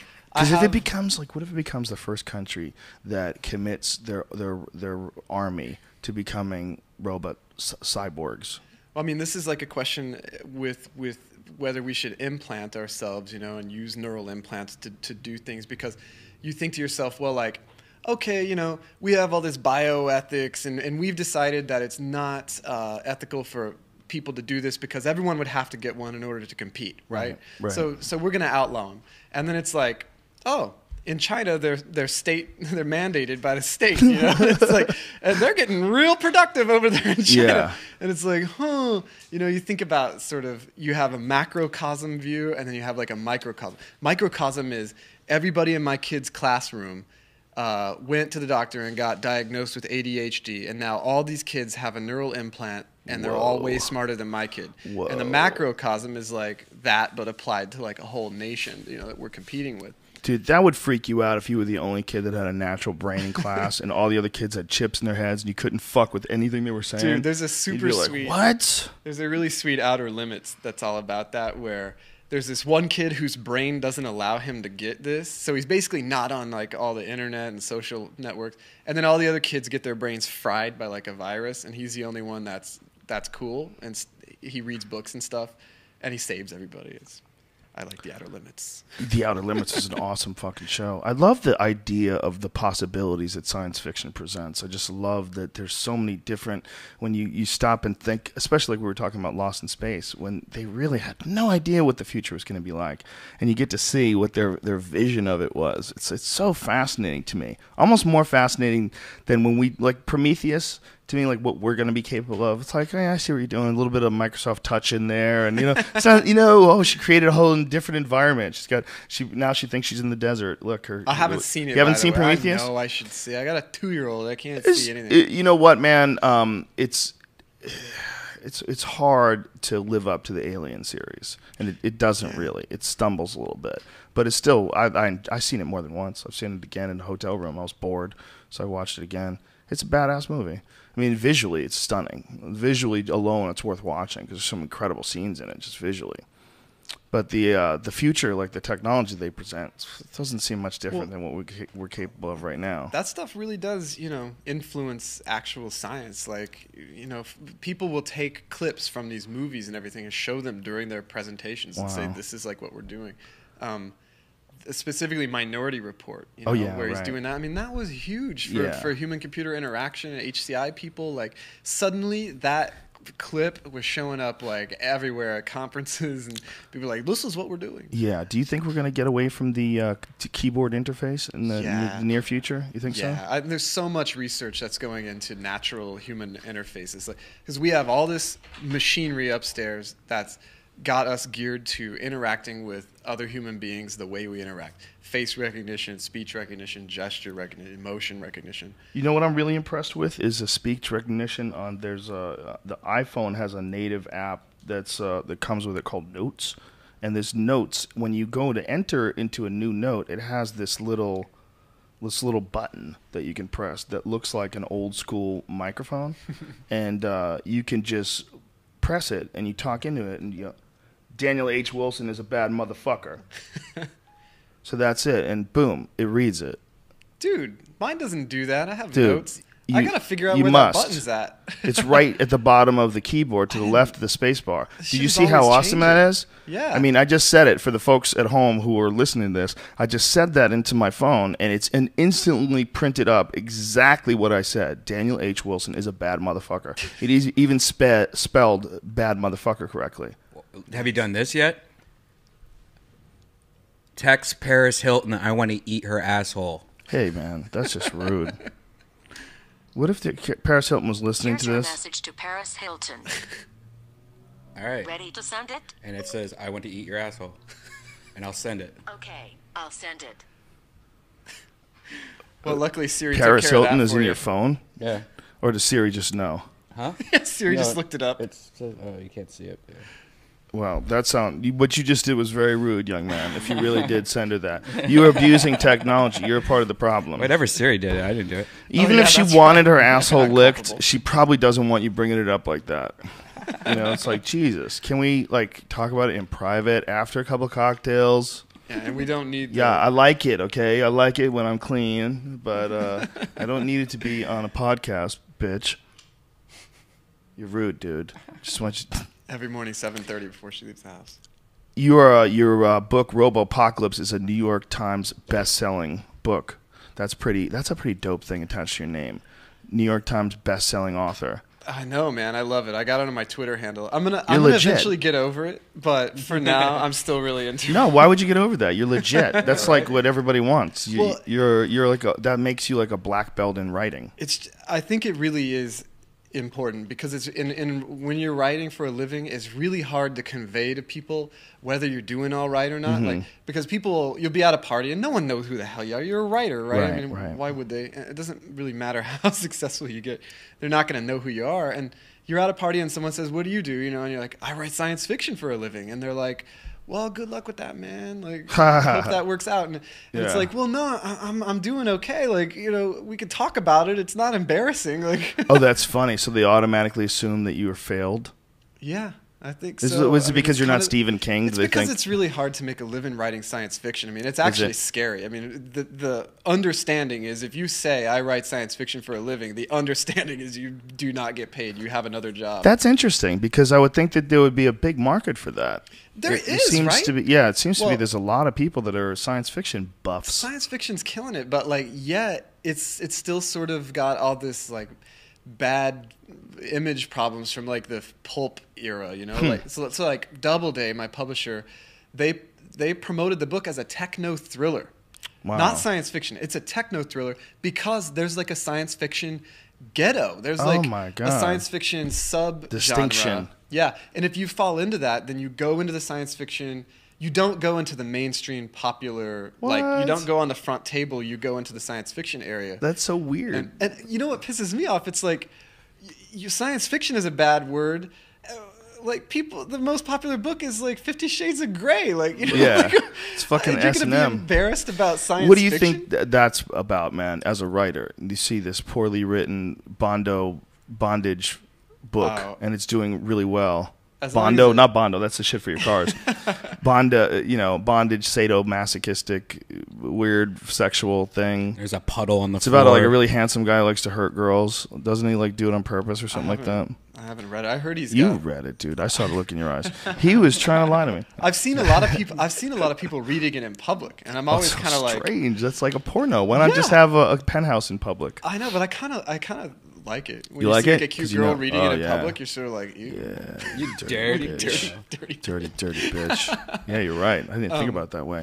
Yeah, maybe it's girls like putting out a signal, like they're down. I had a friend who dated this girl, and they were normal, and he said she got this book, read the book, and then the next time they were together, she asked him to spit in her mouth. And he was like, "What the fuck?" She goes, "Do it, spit in my mouth." And he was like, "What? What the fuck are you doing?" "I've been reading this book, 50 Shades of Grey. I'm just getting really excited about it." And he was like, "What the fuck are you reading?" So he started like reading like what she was reading and trying to figure out why Why she it set wanted her him off. to spit in her mouth. I was at I went to Oricon, the science fiction convention, in Portland, right? So we have a hotel room for this sci-fi convention, and my friend rents porno, right, on the TV. And at the beginning, and I've never seen this before, at the beginning, before they played the porn, right, there's a message that says, these are unrealistic scenarios. Do not try this. These people are like trained. It was like the whole like do not try this at home thing. And then of course it's just typical pornography, right? Just very large objects going in very small places. And it's true, like I don't know if that's just a hotel thing or if that's just like on all porno now. But you can imagine the hotels are like, we really need to have a little disclaimer at the beginning because people are hurting each other. They're getting rowdy. We're spending a fortune on sheets. If you talk to anybody that's in the medical profession, that's done any work in the emergency room, they would tell you about all the various things that people have stuffed in their body and then got stuck up there. And it's crazy, man. I had a friend who they had to pull a light bulb out of this dude's ass. One of those twisty light bulbs. You know those like they're slightly thicker glass because they're kind of twisty. At least it wasn't a fluorescent. Yeah, right. It had broken. It had broken in his ass. Yeah. They had to pull this out of his ass. Wow. Dude, I heard like gingerly had to like walk him because he was afraid that if he closed down on his ass, it would shatter inside of his ass. And just shards of blood. And there's a video of a guy doing that very thing. There's a video of a guy with the cup. Ugh. Oh my God, it's horrific. It's this time he doesn't do it with a light bulb, but he does it with a cup, like which is even scarier because it's a heavy, thick glass jar. And it breaks off inside of him, and he's pulling these chunks of glass with blood, and it's all falling out of his ass. And it's one of the most disturbing things you could ever see on the internet. You're welcome. Keep in mind, if you see it, you can't unsee it. Yeah, you don't want to see it, but you do want to see it. I can't even watch Tosh anymore. I don't like it. Because it's Tosh, I just feel like Tosh should just rename it to somebody's about to get a compound fracture. Right. Wait for it. It's like the new Faces of Death. And you never know, right? It could just be like some old lady crossing the street or like a guy taking a drink of milk and then compound fracture. You want to see a broken toe, a horrifically broken toe? I'm not going to look at it. You're not going to look at it? Is it yours? No, Anthony Parash, he's a fighter that fights in the UFC, and he just had to withdraw from a fight because of a broken toe. It's pretty incredible. You want to see it? No. Do you want to see it? I like to use the VCR method and lower the resolution by squinting. Yeah. You don't. Okay, then I'm not gonna show it to you. I'm not gonna show it to you. But it's one of the craziest things I've ever seen. I do that. Doesn't look good. Or I do like the thing where I'm just looking at the bottom left of a screen, so I'm like I could see it like an arm. You remember the first time you saw like someone die online, like the first video of like the Bud Dwyer video or something like that? You're like, oh wow, that's a guy dying. That's what it looks like when someone dies. Well, you used to have to like go through all the trouble to get Faces of Death, and then it was a huge deal, and now it's like you're waiting for the bus. It's like I think I'm gonna watch 15 people die. Yeah, right. Faces of Death was the same era for me as a friend who had one of those barnyard porns. There was a few of those porns that were going around that were like so grainy and seedy and just they're just horrendous. You just got to think about what it was like to be this poor girl that was just blowing this donkey. And the actual VHS tapes are always sticky and the stickers ripped off. And sometimes the tape would get fucking broken and spool up, and they were horrible videos. And it was like the resolution was terrible. But at least there was like a little bit of pageantry. Yeah. Maybe that's the wrong word. No. But gravity associated with the whole act of witnessing this terrible thing. It wasn't so easy. Yeah. You're right. It was a big deal. Like we planned it out. Like one guy even had to watch the door. Right. Like one guy watched the door and we watched it downstairs on this is at the bottom. Like he stood like halfway up the stairs so he could like still lean down and look over at this. It was a little shitty ass fucking television we were watching this on. And when we were watching that girl blow the horse, we were like, what the fuck? We thought we could go to jail at any moment. Like someone could, because I think kick the door in. Yeah. I don't remember how old we were, but it wasn't more than like high school age. It was somewhere around high school age. It was just the craziest thing to see ever, to watch this chick have sex with animals. Like there was a dog. She blew a dog. She blew a donkey. Like there was a couple different animals that she would have sex with. It's so weird. Yeah. That was so hard to do. It's like, and we felt bizarre for like days afterwards. Everybody's just kind of like, hey. Kids today, they just laugh about that shit. They think it's hilarious. Yeah, it rolls off of them. I mean, they witness so much more so much faster than we ever did, and I don't know. Yeah, there's a weirdness to this life for them that just never existed, for as far as we know, for any human ever. This weird connection to almost anything. If you leave your kid out in the world with an iPhone, you send them out in the world, you're giving them access to fucking everything. That's the whole world. They're not going to probably get taken by internet scammers from their iPhone, but almost everything else. There's a Times article right now where they're interviewing people, like a bunch of different people, about porn, and the impact on society. And then there's somebody that says exactly that. They're like, look, kids have access to everything. It's really impossible to limit that access. And they're talking about how all this easy access to porn has affected people's sex lives. And apparently, they go through and they catalog which sex acts occur in the majority of videos. So they can say, like, 88% of videos have a facial, and then they look and there's a direct correlation. What happens in those videos is what people want to do at home, That's funny. So like butt sex goes way up. It must be. They said like 80% had butt sex, and then 4% of people actually had butt sex, which is. What do you mean, 80%? In the video, 80% of the people did it, but in real life, 4% of the people did it? Yeah, because there's a correlation between demands and what's in the videos, not so much a correlation between what actually happens, because of the gatekeepers in this whole process. Are the females. Well, that's why actually go fuck yourself. Yeah.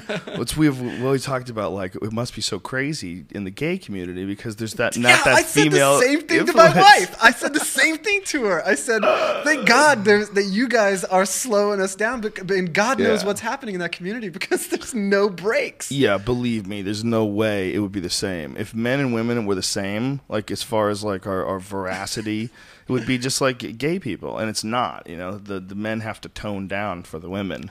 It doesn't exist in the gay community. They have a totally different, bizarre operating dynamic. Yeah. Well, I'm sure that everybody acclimates to it, and I guess they have less suppression though that way. Certainly they know each other, they understand each other better.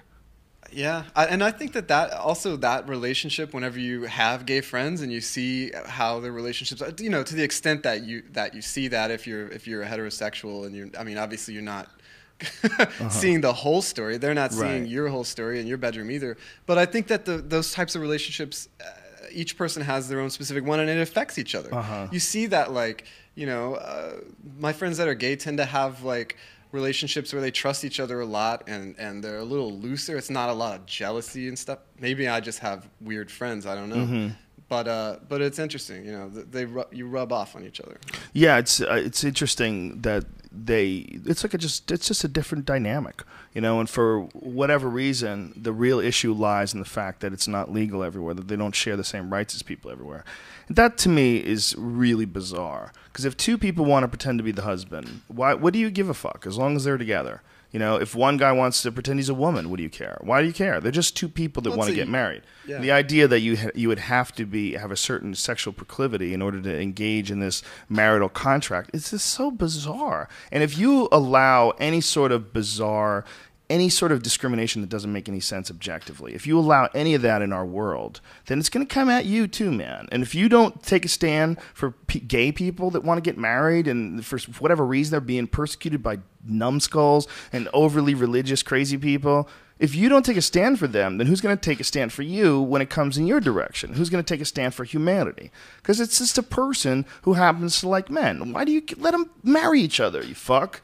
What do you care? Yeah, I agree. Doesn't make any sense. I think, there are a lot of like cultural mores or whatever, right? However you pronounce that word. Like sort of stuff that people just think is obvious, and it's just accepted. But times change, you know.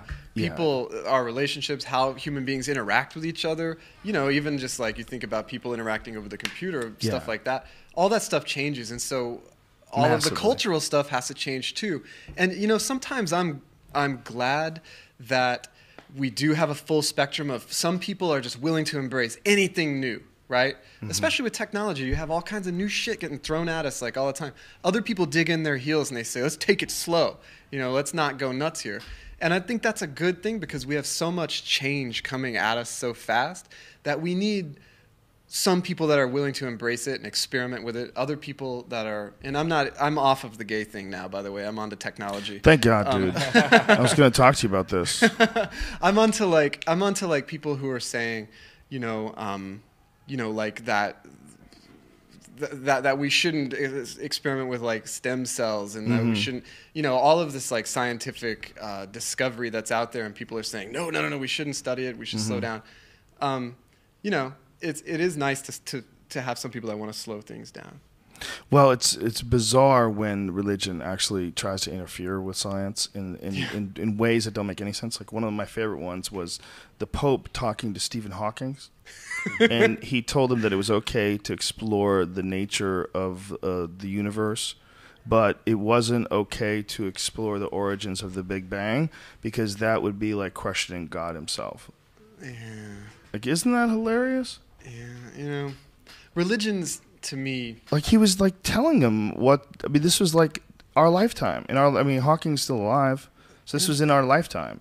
The Pope was telling this guy. He's still studying the Big Bang. It's so silly that could ever get to a point where it could happen, where this nutty cult member actually could get into a position in this day and age that could. I mean, it didn't have an influence other than to make a humorous anecdote. But it's still, what if he listened? To reinforce his notions, really. I mean, and who knows what his own psychological proclivity might be. There are some people that are subject to the influence of people that you wouldn't be or I wouldn't be. And, in certain cases, like someone who's in a big position of power, like a pope. Well, for thousands and thousands of years, religion is the bedrock. It's what keeps people united. It's what keeps them alive. I mean, to have a shared culture, I'm... Like, I have Native American in my background, right? And I'm always really, growing up, I was always interested reading the history and thinking about, why did Native Americans get basically wiped out? And also Aborigines and things. And you think about the fact that, like, in Australia, all the different tribes in Australia, they all spoke different languages, and they were all they all had a certain amount of land, and they were kind of in stasis. I mean, they fought with each other, but everything always kind of ended up the same. There was no one group that conquered all of Australia. Right. And then you think about Europe and other more bellicose places, China, you've got places where they enforce one culture on massive groups of people, right, through religion, and they're incredibly effective. They travel all over the world and wipe people out. They work together. They build cities. There's great utility in having people think alike like this.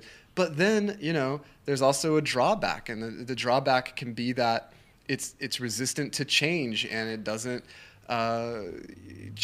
adapt for new circumstances. So it's almost like you could look at religion as an operating system on a cell phone. Like it allows you to get things done, but if you don't update it and continually update it with the latest versions. Well, science naturally updates itself. You can always go back and prove something wrong, prove it for yourself, fix it, update it with new information. I mean, that's the strength of science, but that's scary because there is no bedrock. Right. You know how much you don't know.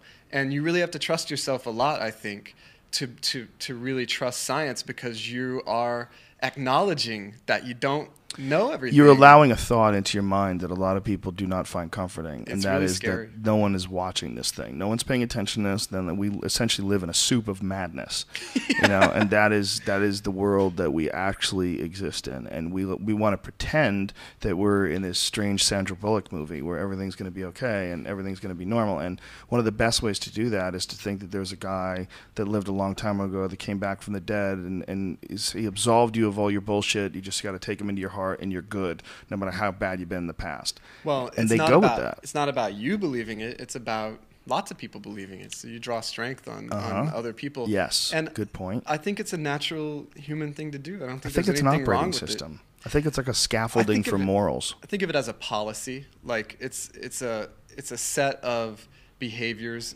For certain situations, we'll behave this way. Mm-hmm. Yeah. And it glues people together. Sort of like when a guy wears a suit and a tie, he's going to be a gentleman. Would the gentleman care for a drink? I mean, a guy doesn't say that if, you're wearing like Muay Thai shorts and flip-flops. and you're sweating. Depends on where They you're don't at. want to have anything to do with you. They wouldn't say, "Would the gentleman like a cocktail?" They'd be like, "Sir, you can't come in here naked with flip-flops on. We want you to look in a very specific, uniform way." And that's how I know I can predict your behavior. You're going to behave like a gentleman. Well, that, believe it or not, I can make anything tie back to robotics, but I believe you could. that actually ties back in. When you build a robot, right, what you choose to make it look like is a promise. It's a guarantee to the person that's going to interact with it. So if you build a robot that looks just exactly like a human being, then anybody that walks up to that robot is going to damn well expect that that robot is going to be as smart as a human being. If you say, "What's up, buddy?" it's going to say, "Hey there, pal." And if it doesn't, people get mad, which is why I don't think we're going to see super realistic, androids anytime soon, because we don't have the full package. We may be able to make it look really realistic, but we can't make it behave in a really realistic way. Why is that? I mean, just because that's the hard part. Right? But is that? I mean, it's a temporary hurdle, isn't it? I mean, with the way science continually grows in this exponential manner, it seems that if they could figure out, they can sort of figure out how to mimic various aspects of the actual human. Yeah, I mean, we're making progress. But Do you think they'll actually engineer in egos and things like that? Yeah. I mean, Self-respect? or they'll copy it. They'll mimic it to the extent that you can't tell the difference. What if robots start revenge beatings, waiting for people behind cars if people talk shit at them in Socks a full of meeting? doorknobs. Yeah, beat the fuck out of them. I think that'd be a malfunction. Yeah, it that would be, but qualify. you would have to. Is there a way you could ever, in the Alien series, we've been engineered to never harm a human being? I love those aliens, bro. I love Bishop. Oh, it's he gets amazing. ripped in half. Yeah, Milky. fucked up. There's The something- first guy was good too, man. The first guy was good too. Spoiler alert! Spoiler alert! In Prometheus, there's another one. Yeah. Oh yeah. What's the his most name? substantial? That awesome actor. Yeah. That dude. I don't remember his name. but David he's is what awesome. they named him too, which Yeah. is weird. All right, I'll tell you who he is.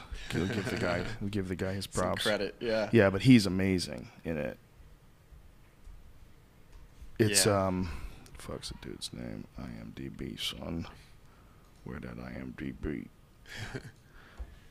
That movie, you got a 7.3 rating. That's pretty fucking good. That is. All right, homeboy, what's his name? So they announced we got Anne Hathaway is going to be in Robopocalypse. Anne That's Hathaway. official. Oh, cool. That became official yesterday. Wow. Yeah, I don't even know what part she's going to play, but I'm kind of excited. She's sort of a badass. Is she really? Well, I mean, as Catwoman and stuff, she pulled it off. Any of that superhero stuff, if you can dress up in a gimmicky costume and pull it off and make it seem real, then you've got my respect. Right. I can't find this dude. I should know his name. God damn it. Really? Is it Rafe Spall? No. No, that's not it. Motherfucker. All right. I give up. Well, props to him, whoever he is. Yeah, whoever he is, he's a bad motherfucker. What? They don't seem to have his photo here in the cast. He was the robot guy. It's not Guy Pearce. I don't No. think I give up. so. Sorry. Hundreds of people are screaming his name right now. Yeah, I'm sure someone on Twitter will tell me who the guy's name is. But yeah, he played an amazing robot. He did the best job, in my opinion, in any robot movie of walking that creepy line where you think he almost feels slighted, but doesn't, because he really doesn't have any programmed emotions. But he's recognizing that you're trying to slight him. Yeah. It's very fascinating. It's worth seeing, really, for some of his scenes alone. Especially, I can't tell you.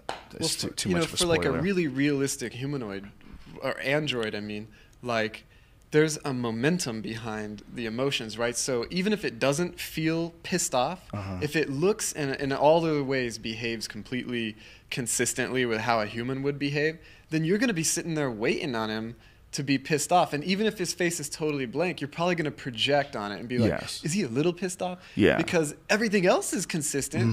But okay, so he's designed not to be pissed off. That's somehow it's hard to believe whenever you have a full working model of how people behave and it's been trained on people. Well, also the guy's name is Michael Fassbender. Michael Fassbender, yeah. Spoiler alert. Also, he actually acts in almost a vindictive manner to one of the guys who had been fucking with him in this movie. It was kind of interesting. I gotta see this. How they had it set up. It wasn't, like I said, it wasn't a terrible movie. It just wasn't what I was hoping it was going to be. Michael Fassbender, that's it is. He played David. He was the second one. There it is. His hair is a different color in this photo. I got confused. But yeah, he's an amazing actor, man. That guy's that's a skill that it's going to be difficult when they start doing CGI movies, like completely CGI, like really replicating an actual human's emotions and the way a human like that guy can act. That's going to be really difficult to do. It's all the little things that the actors learn. It's I was watching I watched Snow White. I've been watching all the Chris Hemsworth movies because he's also supposed to be in Robopocalypse.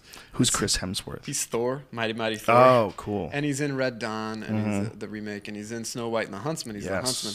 So I was watching that, and I can't remember the name of the actress she's the one from Twilight. Kristen Stewart? Yeah. Yeah. And she does this, she's, really pretty, and she does this thing where you start to notice like that it's like almost her trademark. Like she breathes really hard, and then her collarbones sort of stick out, and it's like that's like an acting thing, like, or when you notice their little nostrils are flipping around, you're like, that's why they get paid the big bucks. That's Those hilarious. nostrils are like doing SeaWorld shit and flipping out of the water, and yeah. That's funny. Yeah, they have some people like they're the same guy in it. Like Christopher Walken, he's the same guy in like almost every movie ever. Yeah. Right. I read an interview with him. He said that they started like. Now he has a clause in his contract that says they can't rewrite it to make it weirder when they hire him because he's tired of all the roles shaping to fit him instead of him having to act. Oh, that's funny. Like, so as he gets it, they go, look, we're going to have Christopher Walken and he's going to be on acid 24/7 and he only wears like flippers and golf shoes and shit like that around the house. And he was just supposed to be someone's like dad or something. Yeah, I wonder if like the variety of roles that he gets offered. Everyone's crazy. Every role that he does has got to be a crazy guy. And once you get typecast, I guess. Al Pacino, like he's got to scream. There's got to be at least one ranting, screaming scene in every movie. I think after a while, these dudes probably like. They probably get, like, especially after they get paid a few times, like they really like sell out hard and make some fat cash on a terrible movie, and they're like, wow, that was pretty easy. It's one of those good problems, Oh, I keep getting hired and then getting paid a lot of money to be myself. But like Robert De Niro did a bunch of stinky ass movies, man. He did that one movie where he was like a gremlin or a warlock or something like that. Wasn't there a movie where like it was like one of those Hobbit type ripoffs? Oh, really? Yeah. I feel like, oh god, I can't remember the movie. Well, I saw. But nobody saw it. In Snow White, there were all these dwarves, right? And I thought that they were little Shouldn't people. say nobody. And instead they were CGI, real actors. Yeah, but they CGI. I couldn't figure out how it was happening. Like because they were famous actors. Yeah. That was a big point of contention with the little people community because they were like, what the fuck, man? Like, these are the only gigs that we could take, and instead you think it's cute to show off with, like there's plenty of little people actors that would have loved those roles. So it's kind of that was a little touch and go situation. Like, what is it? Bud Hot, what's his name? Hoskins? What is the guy's name?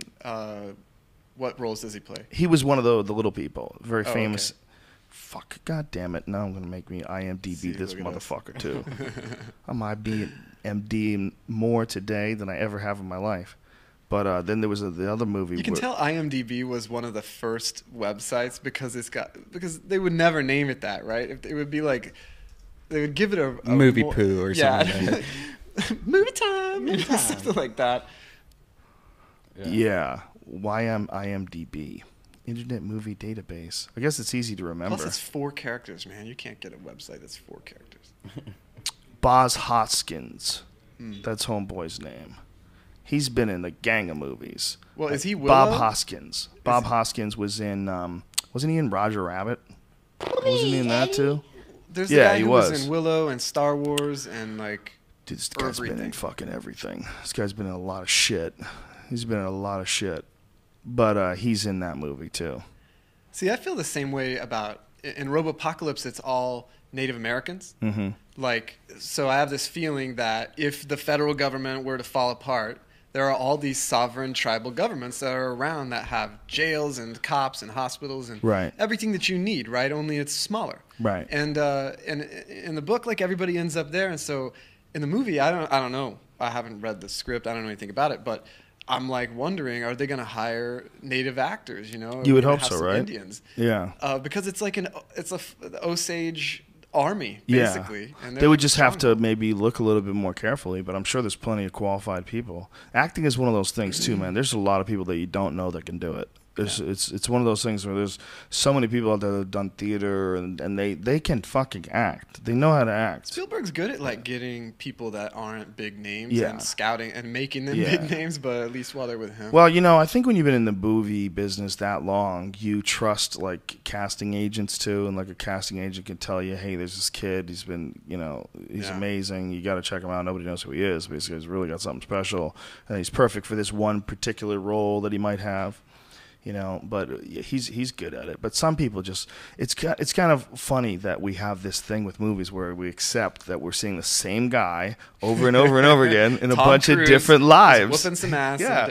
And, I mean, in one movie he's the last American samurai, or whatever the fuck he is. In another movie he's a vampire. Well, now he's gonna be Jack, the guy from who is it, Clive Cussler or something? Oh man, From what movie? we're terrible, dude. Yeah, we're fucking up today. Anyway, yeah, he's I need some bulletproof coffee. he's playing a guy who is actually like 6'4" linebacker. Build. Oh, he's playing. Is he? No, I was just thinking of Matt Damon. Didn't Matt Damon play a famous rugby player? Didn't he? No, He could pull that. I think he did. It seems like he could pull that off. Yeah. Is he Yeah. little? Fairly. Seems like a pretty No, I mean he played the ripped guy. Born Identity Yeah, he movies. seems He's like a great. badass there. Yeah, I bought that. I was, Although I bought the new guy more. I bought the new guy. I believe the new guy was more like natural as a killer. Who's the new? Jeremy Renner? Is that his name? Renner. Yeah. Yeah, Hey, we knew somebody's name today. Yay. That probably guy's a got it wrong. badass. What I found was amazing about that movie, though, was that one of the things about that movie is that this guy can endure like incredible cold and pain. He could do all these amazing things physically, and yet he also had incredible discipline and he never chased pussy. It's like they made him the most unrealistic superhero ever. Because like I was thinking about, they were going over James Bond today, and they were talking about on the Ron and Fez show. They were talking about all the different names for the James Bond women and which one was the hottest and which girl, Right. which James Bond girl. They Is had that a weakness? Because they portray that as his great strength. Yes, you know, it is he's his great strength. seducing women. He's doing this to them. Oh, yeah. They're powerless. Mm-hmm. Instead of he's getting portrayist, you know. Well, by, he's just not real. He's not even trying to get laid. He's like, he has no needs whatsoever sexually, Yeah. but yet he flips through the air and lands on top of the roofs and beats the shit out of everybody and carries this woman the whole way. But she just wants, like, that is like the ideal man. All she wants is Women what's in want his a pants. vampire that won't suck your blood and can go out in the daytime. He just sparkles. They want this super badass who doesn't want any pussy at all. He's just your guard dog that he takes care of you everywhere. He doesn't even try to fuck you.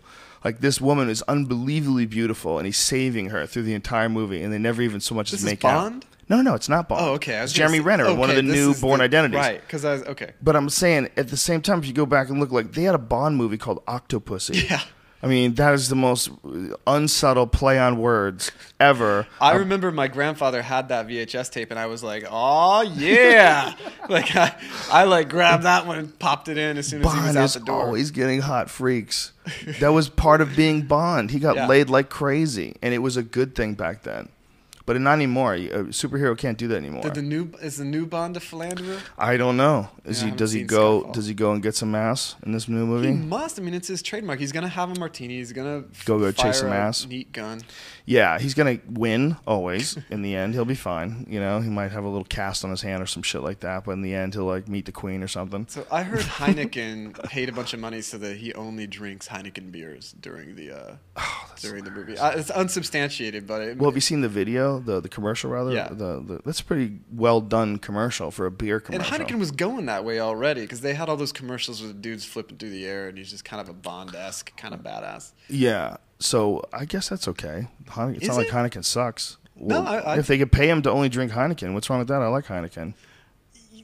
Yeah, it's the principle of it. What is the principle? The principle is that it's product placement in a Bond movie, which is semi-sacrilegious. Is that it? Is it? I mean, I don't know. Does it matter what movie it is? I Yeah, guess it kind of does. There's certain things like Bond that are like sacred. You know, I mean, Bonds, you got to go Sean Connery, Roger Moore. Go Mission Impossible if you want to only drink, like, if you want to whore out your main character. But they already whored out Bond during the Pierce Brosnan era. With cars, right? That was like, wait a minute, but he wasn't Bond. The Daniel Craig is Bond, okay? Daniel Craig looks like a real English bad motherfucker that could snap your neck. That's the consensus. Pierce Morgan was like, or what's his name? Not Pierce Brosnan. Morgan. Pierce Brosnan. Pierce Brosnan.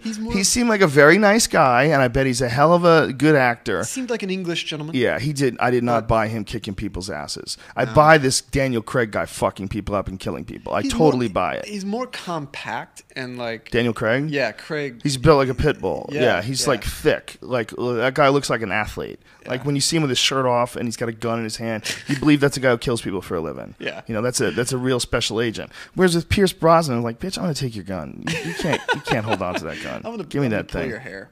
Yeah, someone's gonna hold you down, pee on you. I just don't buy it. Roger Moore, at least we got the tongue in cheek, and it was a different era. Pierce Brosnan was in this weird sort of like '90s drama transitioning era. into an action movie. Yeah. You know, I got a theory about this too. I got a lot of theories, by the way. So my theory on this, but like there's 80s and 90s. Late 80s, early 90s, there's all these movies where the action scenes consist of people holding submachine guns and going, ah, like spraying bullets at each other, right? Or they'll be like way up on the catwalk and they'll have a shotgun and they're like, boom, boom, shooting somebody like way the fuck across the warehouse. And my theory is that you can't get away with that shit anymore because every kid plays Call of Duty. They know that a shotgun is ineffective at long range. I mean, this is like in the DNA of every 14-year-old boy. You just know that you can't shoot somebody with a shotgun from across a football field. It's not gonna, you may have never touched a shotgun. And so like the whole spraying, the submachine gun thing, that stuff's just gone now. You got to be way more brutal and like accurate and realistic about it now. Well, that's why martial arts movies don't look like those early, you know, like Jean-Claude Van Damme and those early, like, martial arts movies. It's harder to buy this guy, you know, flipping you over his head and grabbing you by the wrist when you see, like, an MMA fight. Yeah, so, and you realize what really happened. Yeah. I was watching Demolition Man, and, like, Wesley Snipes is like fucking doing like roundhouse kicks like 4, 5, 6 times. You know, the guy's still standing there. And, was really connecting with a real roundhouse kick. Like, when does that even ever happen, right? But you know, it's just like it's like watching Home Alone or something. Yeah. Like, yeah, that brick would have caved in his skull, and you would have immediately thrown up all over the floor. You know, the police would have come. There was a bunch of movies, those martial arts movies, that were completely ridiculous. Yeah. Where dudes would just stand in a circle, and the guys would just charge at him to the left, and he would kick him, and then the guy would charge from the right, he would kick him, and nobody ever rushed them all at one time. Norris, this is his bread and butter right here. Chuck Norris did some of the greatest movies ever. Walker, Texas Ranger. This is a beautiful show. The whole show. episode is just every they're like, episode. Keep going, kick him a couple more times in the stomach. Dude, there was an episode where a bomb went off and he lost his sight, and he went and he meditated and he got his sight back at the end and saved somebody. He had to get his sight back to save somebody. I was like, oh my God. He like gets a little spiritual about it. Fuck yeah, he does. Chuck Norris is very high on Jesus. Yeah. I met Chuck Norris. It was one of the proudest moments of my life that Chuck Norris knew who I was and gave me a hug. I was like, holy shit, because Chuck Norris watches the UFC. Yeah. You know, so I was like, God damn it, why don't I have a camera? The photo with Chuck Norris in the martial arts community, that's akin to like a photo with Elvis if you're a singer. Blow it up. Yeah, if you got a photo with Chuck Norris, son. You know you wanted to hit those kettlebells and just stare at the photo, you know. Chuck Norris and me together, yeah. Just it would motivate me to train hard. Kiss me. Chuck Norris had a bunch of unbelievably preposterous movies. Chuck Norris was a bad motherfucker, but some of those movies were hilarious. Well, you know, I love Roadhouse, right? Is one of the great The classic. Movies. That is the classic. I had some friends in Portland who created a Roadhouse musical. And this is one of the best things I've ever seen. It's like a Roadhouse people musical acting out Roadhouse. Then occasionally there's like songs, and there's a narrator that's like. Oh my god! And I was like, "Did you guys get permission?" And they're like, They just did it. They just did it, you know. Are they doing it for profit or is it just for fun? Yeah, well, you know, it was for profit, but they sold out. I mean, these are real actors. And I don't think anybody would find it as anything other than you should. Ideally, people would look at it and say that's a tribute. Yeah. You know, and it's what keeps people buying the DVDs and keeps investing in the movie. That was a great bad movie. It's a great bad movie. Dude, it's got everything. Yeah, it's an amazing like movie. A man. perfect storm. You know, like at a certain every sort of genre, you have like movies that perfect different elements of the genre, and then and then you'll have one or two perfect storm movies that get everything, and then and then it dissipates. The times change. Code of Silence was one like super legit movie that Chuck Norris did that I was trying to remember it. It was a movie like almost like a Charles Bronson type movie where he played a cop. It's just 2 hours of him meditating. These motherfuckers only gave it a 5.6 in the ratings. How dare you, IMDb? I disagree. I think you gotta look at it in the time that it was made. But in the time that it was made, it was like Chuck Norris. It was like had very little martial arts in it for a Chuck Norris movie. It was more of just a good action drama movie. I mean, I think he threw like one sidekick in the whole movie. Yeah, it was more contractually obligated to. Yeah, probably. Yeah, you can't have a Chuck Norris movie that doesn't kick at least one dude. How does Chuck Norris look now? Looks great. He's healthy. He's a martial artist. Have you ever seen him in those commercials where he does those what is that thing? It's a pulley system that they do those exercises. He's legit then. He's legitimately because a lot of the action heroes from that era that are also movie stars. There's a lot of sort of surgical stuff that starts creeping in, and they start looking a little funny. Well, Chuck Norris I think he's in his 60s. Let's look here. But I know he definitely still trains. He was born in 1940. Whoa. So that means he's 72? Dang. Wow. God dang.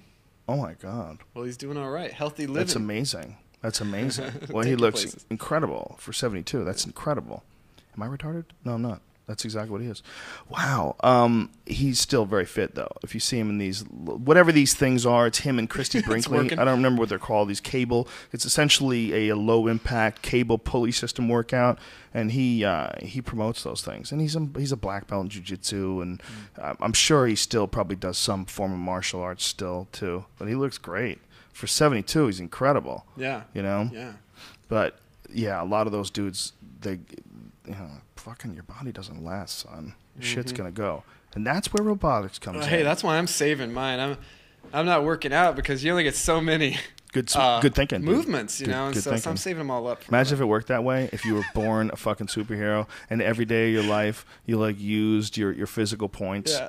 And the more physical activity you did, the lower your life got. The brighter the candle burns, the faster. Yeah, it's like your life would be like almost like a video game. You'd have everybody would have the equal number to start with. Well, didn't they made that movie where you have a certain amount of time to live, right? Did you know they're remaking Logan's Run? Are they really? Speaking of everybody, I sat at this science fiction convention. I sat next to this guy, and he's sitting next to me, and he's bitching, about like there's not any people here, and I was like, he was older, and I was like, what? So what? What's your deal? Why are you bitching so hard? And he's like, basically it comes out. He's like, I wrote Logan's Run, Oh, wow. And I'm like, you are so lucky that you had a movie made out of your book in the 70s, and I think they bought the rights in the 60s, that people still remember, right? I mean, how easy for that to just go, just be gone. And he was just bitter? Just wasn't a happy guy? No, he actually seemed cool. He was sort of like, he was at peace with the fact that in this world, you can show up and 100 people will be in line to get a book signed, right. Or you can show up and it'll just be like nobody, or like that one guy that wants to like talk about every aspect of Star Trek, and then he sort of wanders off without buying a book, and you're like, oh, that's got to be brutal for those guys. I just invested 20 minutes in you, buddy. That's hilarious. Yeah, that's got to be annoying for those guys because they're really trying to be friendly to people, but they're also trying to sell some shit and get some things. Well, I mean, signed. At the end of the day, yeah. I mean, you're trying to sell a book. It's got to be weird when I know the book Logan's Run. I remember it, but I don't remember anything about it. I don't remember the movie. I don't remember the book. The movie was about all these people that basically it's like 70s. Everybody's in unitards, and you die whenever you're 30. And if you don't agree to die, they hunt you down and kill you. You have like the little gem in your hand; it starts flashing. So Logan doesn't want to die, basically. I mean, I haven't seen the movie in forever and ever, but he makes a run for it. I mean, so how much different is it from that Justin Timberlake movie? Yeah, right. That's what got me thinking about it. Where you Yeah. have a certain number of minutes Life to points. live. Yeah. Yeah, not very. It's not very different. I That don't theme know. has been explored.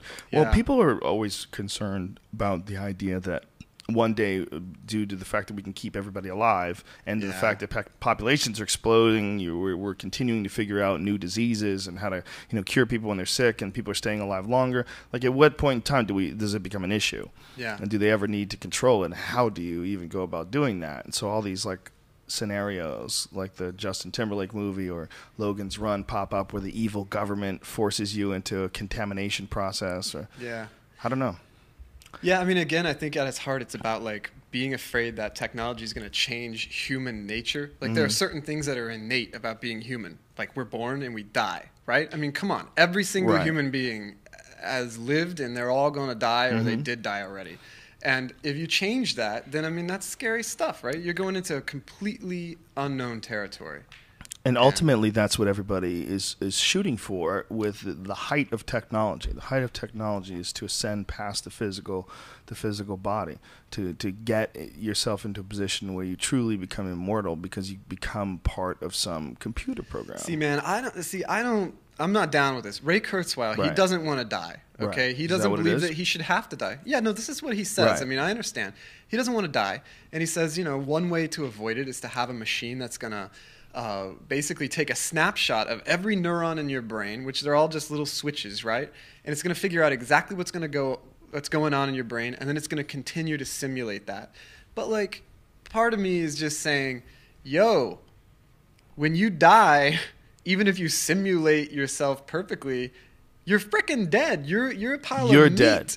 And know? there's the other possibility that, when you're dead and this other life goes on, it's going to be completely disconnected from reality, and who knows how it's going to progress. Just because it's a copy of the operating system and all the information and all the traits that your brain. How the fuck do you know what that thing is once it's on its own? RoboCop, where they put the criminal guy's mind into a machine, and he's they turn him on, and he's just this demonic face, he's totally in agony and screaming, and he doesn't know what's happened to him. He's lost his embodiment as a human being. And I mean, if you lose your limb, that mentally screws you up because your brain has a map of who you are, right? Right. And then if you took your whole brain and stuck it into something that wasn't even a human body, I mean, that shit would mentally traumatize you. It might drive you insane, Yeah, it's a good point. And then you'd hunt down RoboCop and try to give drugs to children. Well, we don't know what the impact of it would be psychologically to all of a sudden be trapped in this immortal machine.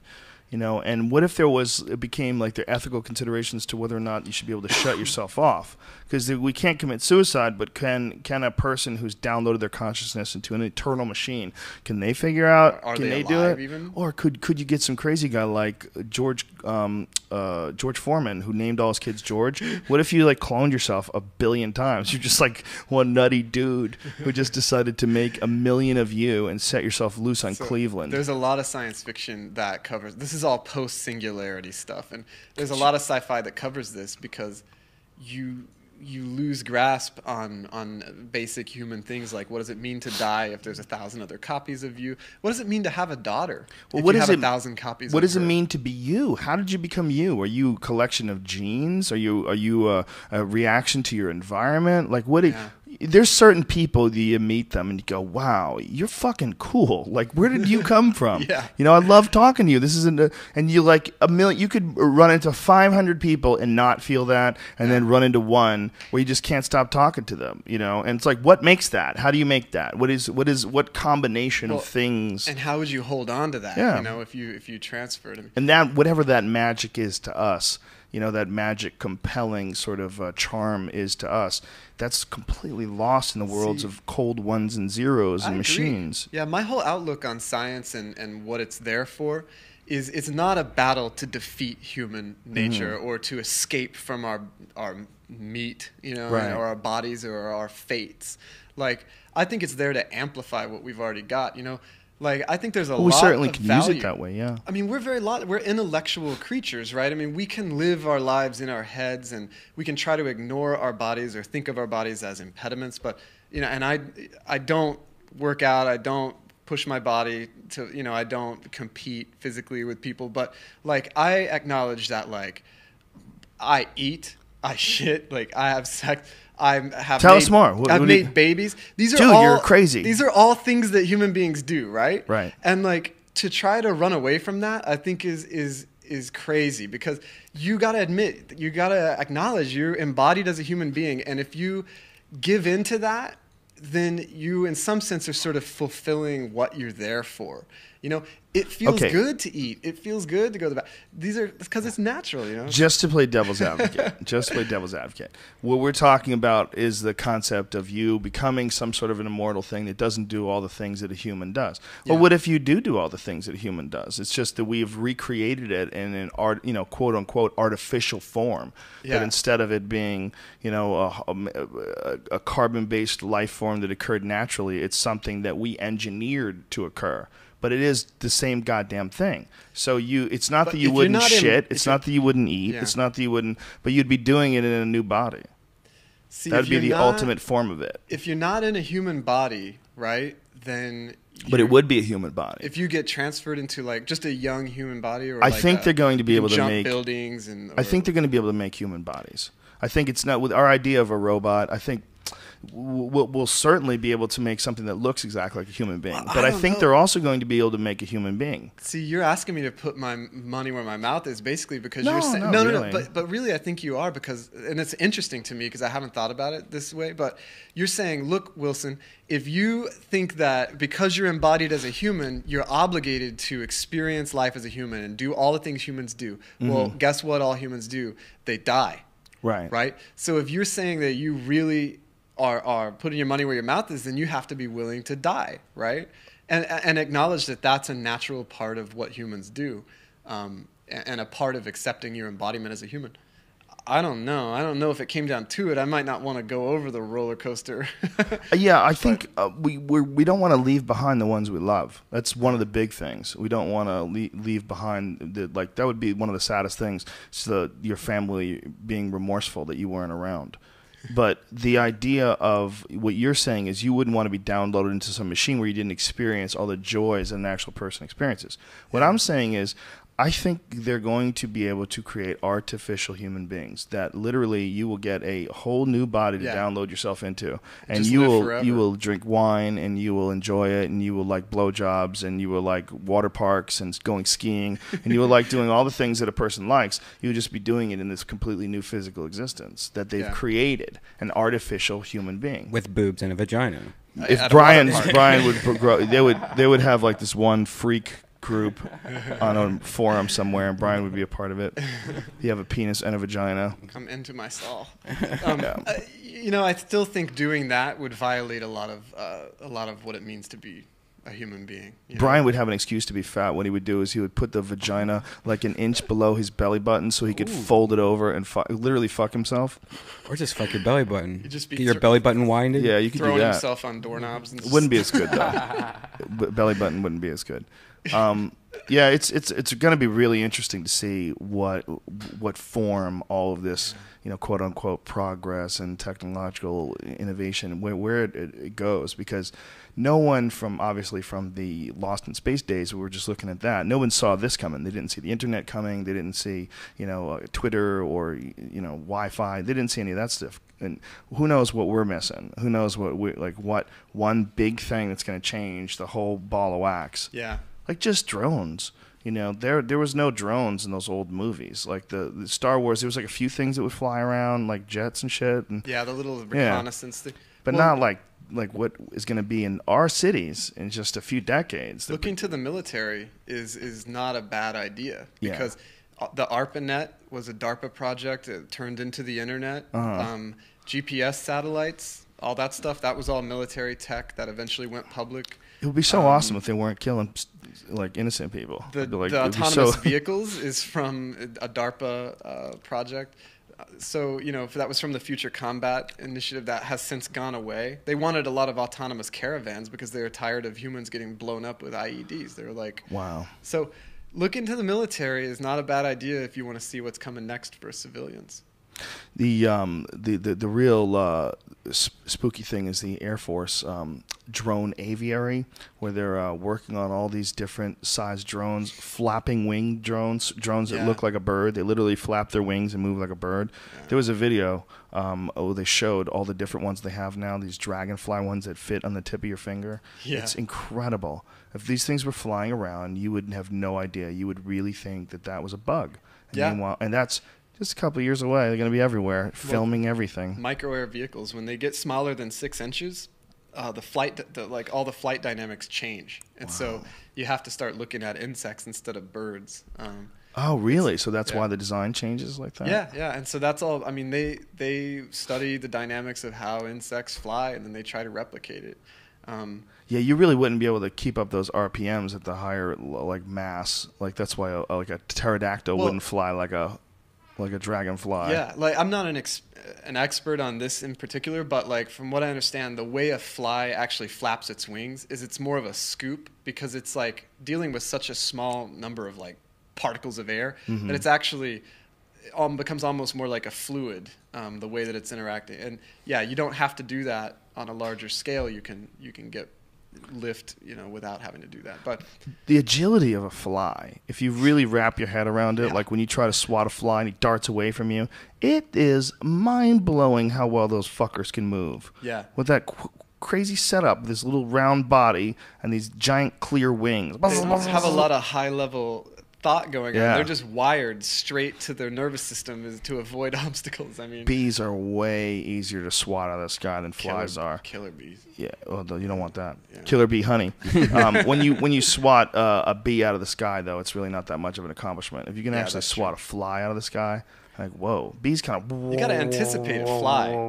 Yeah. Flies are robots. That's why. Flies and hummingbirds. You know what, man? If flies were big, we'd be fucking terrified. If flies were from another planet and we found them, if we tuned into another planet and we sent a probe, a light year away or whatever, and they found giant insect forms. If they were giant flies, like flies the size of bulls. Bulls, that's pretty big. I was reading how terrifying that would be. About this on io9.com. They had a deal about this because insects used to be a lot bigger. Yeah. And it's apparently they breathe through these little holes. I can't remember what they're called, but that's the way that they get oxygen, right? And it used to be that there was more oxygen in the atmosphere, and that's why the bugs were all a shitload bigger. Is that why dinosaurs are so big too? Because it would support their weight better? I don't know. I don't think so. No? No, I'm not sure though. But I know that the bugs, because of the way they breathe specifically, they don't have lungs like we do. They have just little holes, and I don't know exactly how it works, but apparently whenever there's a lot of high oxygen, you get a ratio that's better for them. Well, yeah, it doesn't. What I said doesn't make sense, but I think there was some question. I took it from there was some question that the environment was thicker, that the atmosphere was thicker. It was a very recent thing. They were trying to figure out why they were so big, what led them to grow so large. I forget what the article was about. I think that was part of the scenario that they're proposing, was that something about the atmosphere was much different, and that it was easier to support giant forms of life. Then the other thing was the trees and the vegetation was different back then, and a lot of these animals were vegetable eaters. And then if you're going to have a giant brontosaurus, if something's going to eat it, it's got to be like a T-Rex. It's got to be a giant fucking even bigger, crazier thing. So it's almost like the more plants you have to eat, the bigger the things are that eat the plants, and the bigger the things that eat the things. Yeah. We were talking about this documentary about an area of Africa that's cut off. The river changed its course just 100 years ago, and this area has been isolated. Straight up King Kong action. Well, it's sort of. It's lions and water buffaloes, and the lions have grown larger because they have to only take down water buffaloes. Right. So there's one pack specifically of female lions that are big as male lions. They're enormous, and it's all because they have to take down water buffaloes. They've adapted to this one particular area. Every animal normal is a solution to a problem. Yeah, but do robots? That's the question. Do robots, and if they're going to have that engineered into their system, aren't us the first shit they're going to get rid of, man? I don't think so. I think that they're just, robots are tools, and if we design them well, they'll do it. The fuckers are going to take over, dude. Do you believe that type scenario where there's going to be people that don't even know that they're robots? I hope. Yeah, you hope? Yeah. You going to marry one of those? Bring one of those in. Look, she's just going to stay with us for a while. He just makes out with you when no one's around. And then she cleans. Yeah, it's like we're going to eventually have to deal with the moral aspects of ordering them around, having them as slaves. I think that making them rust, sex tools. I think that I think that robots have the potential to be more human than we are. To like be more moral than we are, and to like be great examples for our children, to raise our children. I think we're going to become very, very, very intimate with these machines. Until I hack your robot. Yeah, and then it's going to make your robot fuck you. Yeah, and kiss your kid. Do you think it's ever possible that robots can be funny? Will they ever figure that out? Is that a mathematical... Jokes? Yeah, is that a problem? Is that what that is? I think, you could build... You could build a learner that would try to figure out what's funny specifically and tell jokes. I'm sure people have done that. I bet if you look for that, you find it. I wonder if a robot could craft a bunch of things that were specifically funny, because we always want to think that there's certain things you can't do. You can't recreate talent. Maybe we can. I mean, maybe it's just like paint paintings. They can maybe we're create just symphonies. Very rudimentary right now in our thoughts on what robotics are or what artificial intelligence is. But why would we think that we're so special that we can't be recreated? I mean, it's really kind of arrogant. I know, and it's a losing battle, right? It's like every year there's a new thing that they can do, and like we're slowly shrinking down. Yeah. And at the end of the day, the only thing that might be left is that morality, that ability to be good or evil. Right. That lump of meat that has to sit behind the steering wheel to take the blame. That might be all we have to offer. And we have to figure out, what is that for even? Why does that exist? What is what is it showing us about the human race, where there's a positivity and there's energy to be derived from good behavior and from healthy behavior? It's just very difficult to teach that to people, and if you negatively reinforce it and give them a lot of negative energy in their life and a lot of negative experiences, then they recreate that sort of energy and they go after it over and over again. They get addicted to a certain pattern.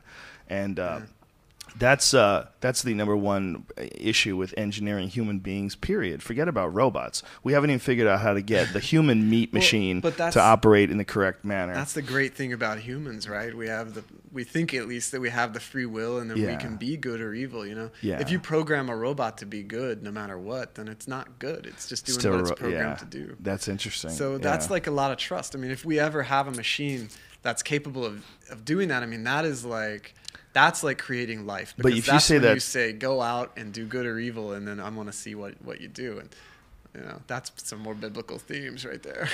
It really is, right? Yeah. And that really is biblical. I mean, you really are creating a life form.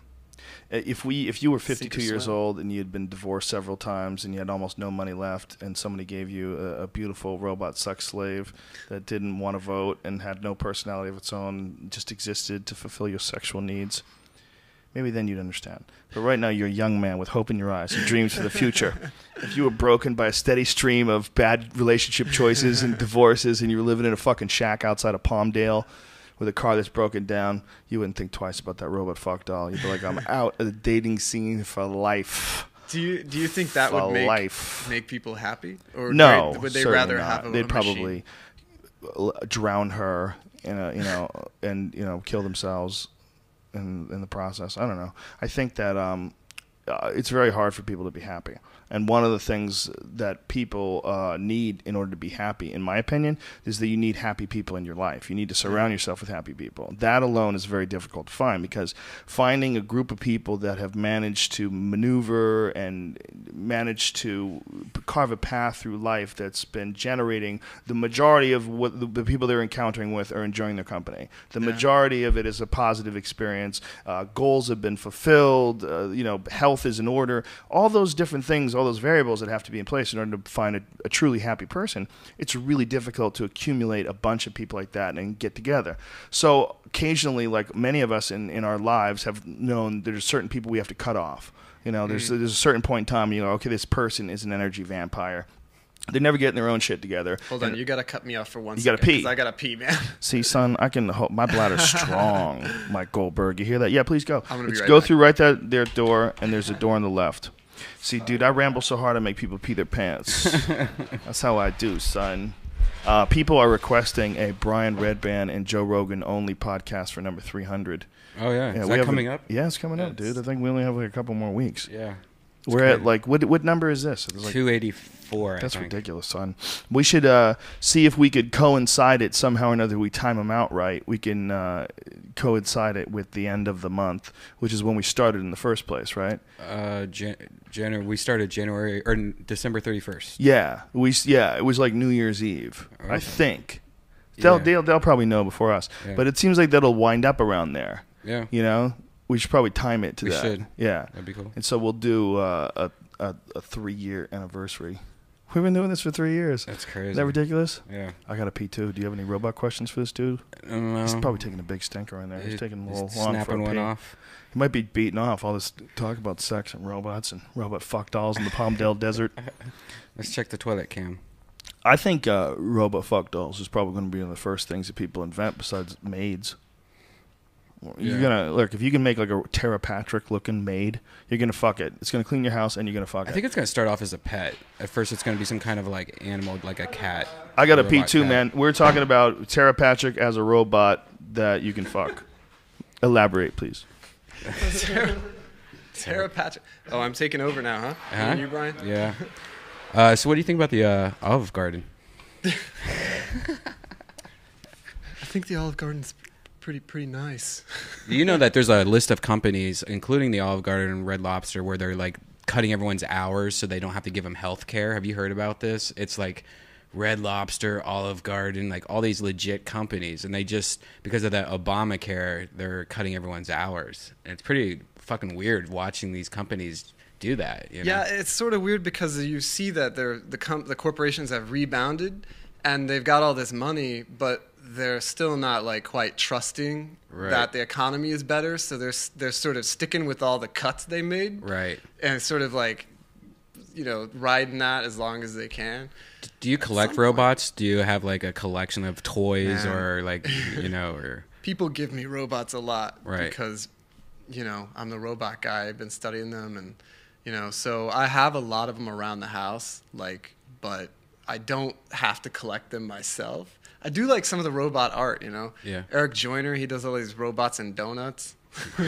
oh wow. That's cool. Yeah, no, it's pretty rad. I remember the first robot I ever created back in the day that you had an erector set, and I don't know if you remember that. It used to be like this yellow case that you would open up, and inside were like these miscellaneous motors and like metal pieces that you could put together. And one of the things that they give you instructions for is how to build a robot. And this robot was just like, I think it had like eyeballs that were light bulbs, and it moved and stuff. But as a kid, it was like, I built my own robot. There were like a lot of 80s robot kits that you Yeah. could buy, and they were like, look, it's a robot. Right. You're going to get a robot. And then you get it, and you're like, I don't know. It's like Revenge of the Nerds, you know, they have that robot, and you're like, I don't think it can really You remember Napoleon Dynamite where the uncle got a time machine? He kept trying to use it. Right. Yes, it's like that stuff. I have to. I told a friend to meet me at 5, but I gotta text him real quick. I'm so sorry. Oh, that's Oh, okay. we man. actually almost. Yeah, we we're actually have almost 5 done. minutes. Oh, okay. Well, all Is right this then. really? Oh, we're almost done. Oh, Time 10 flies, minutes. man. I didn't 10 minutes? Yeah. It was a long ass podcast, dude. It was fun though. Listen, if anybody wants to get a hold of you, they can get a hold of you on Twitter.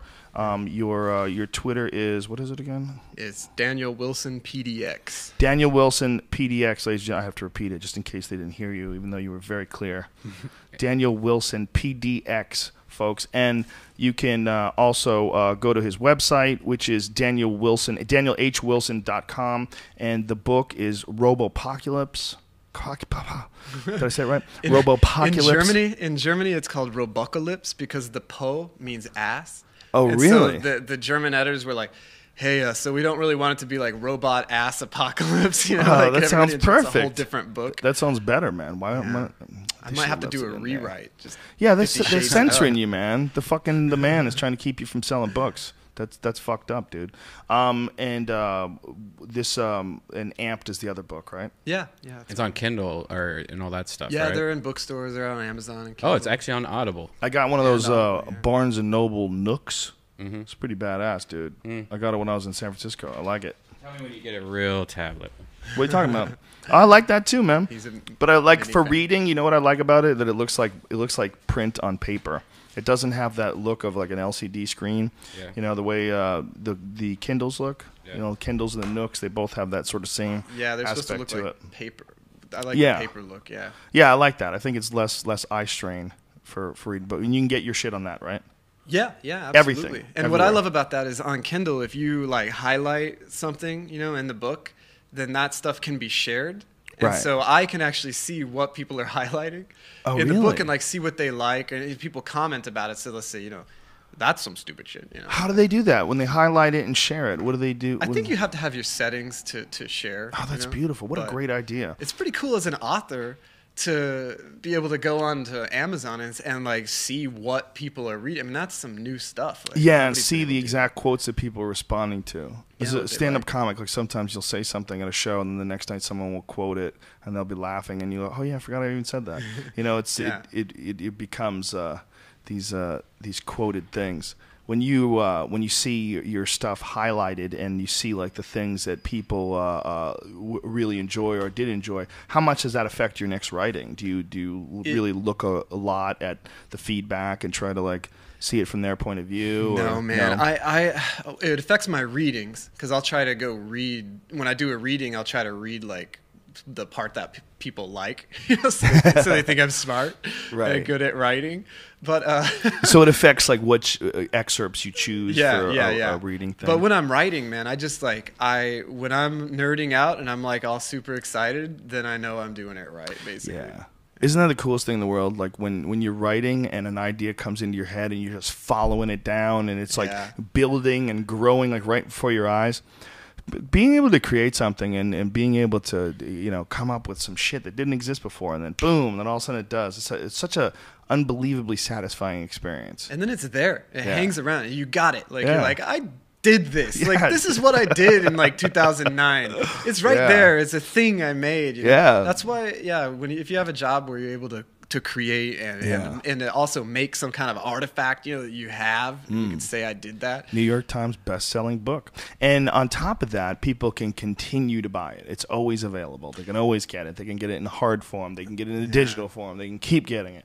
I'm pretty curious pretty what badass. this movie is going to do for it. Oh, it's going to blow Like- through the roof. If you just only had a few bitches getting rape choked and gagged and ball gagged and mouth fucked, you just got to have them abused a little bit more. Do your books Yeah. go in order at all? If I'm ready to buy them, or No. So Robopocalypse and Amped are two different standalone What are your books. theories on this 50 Shades of Grey thing and why women are into getting their mouth spit in and stuff like that? What is this change? What's going on here?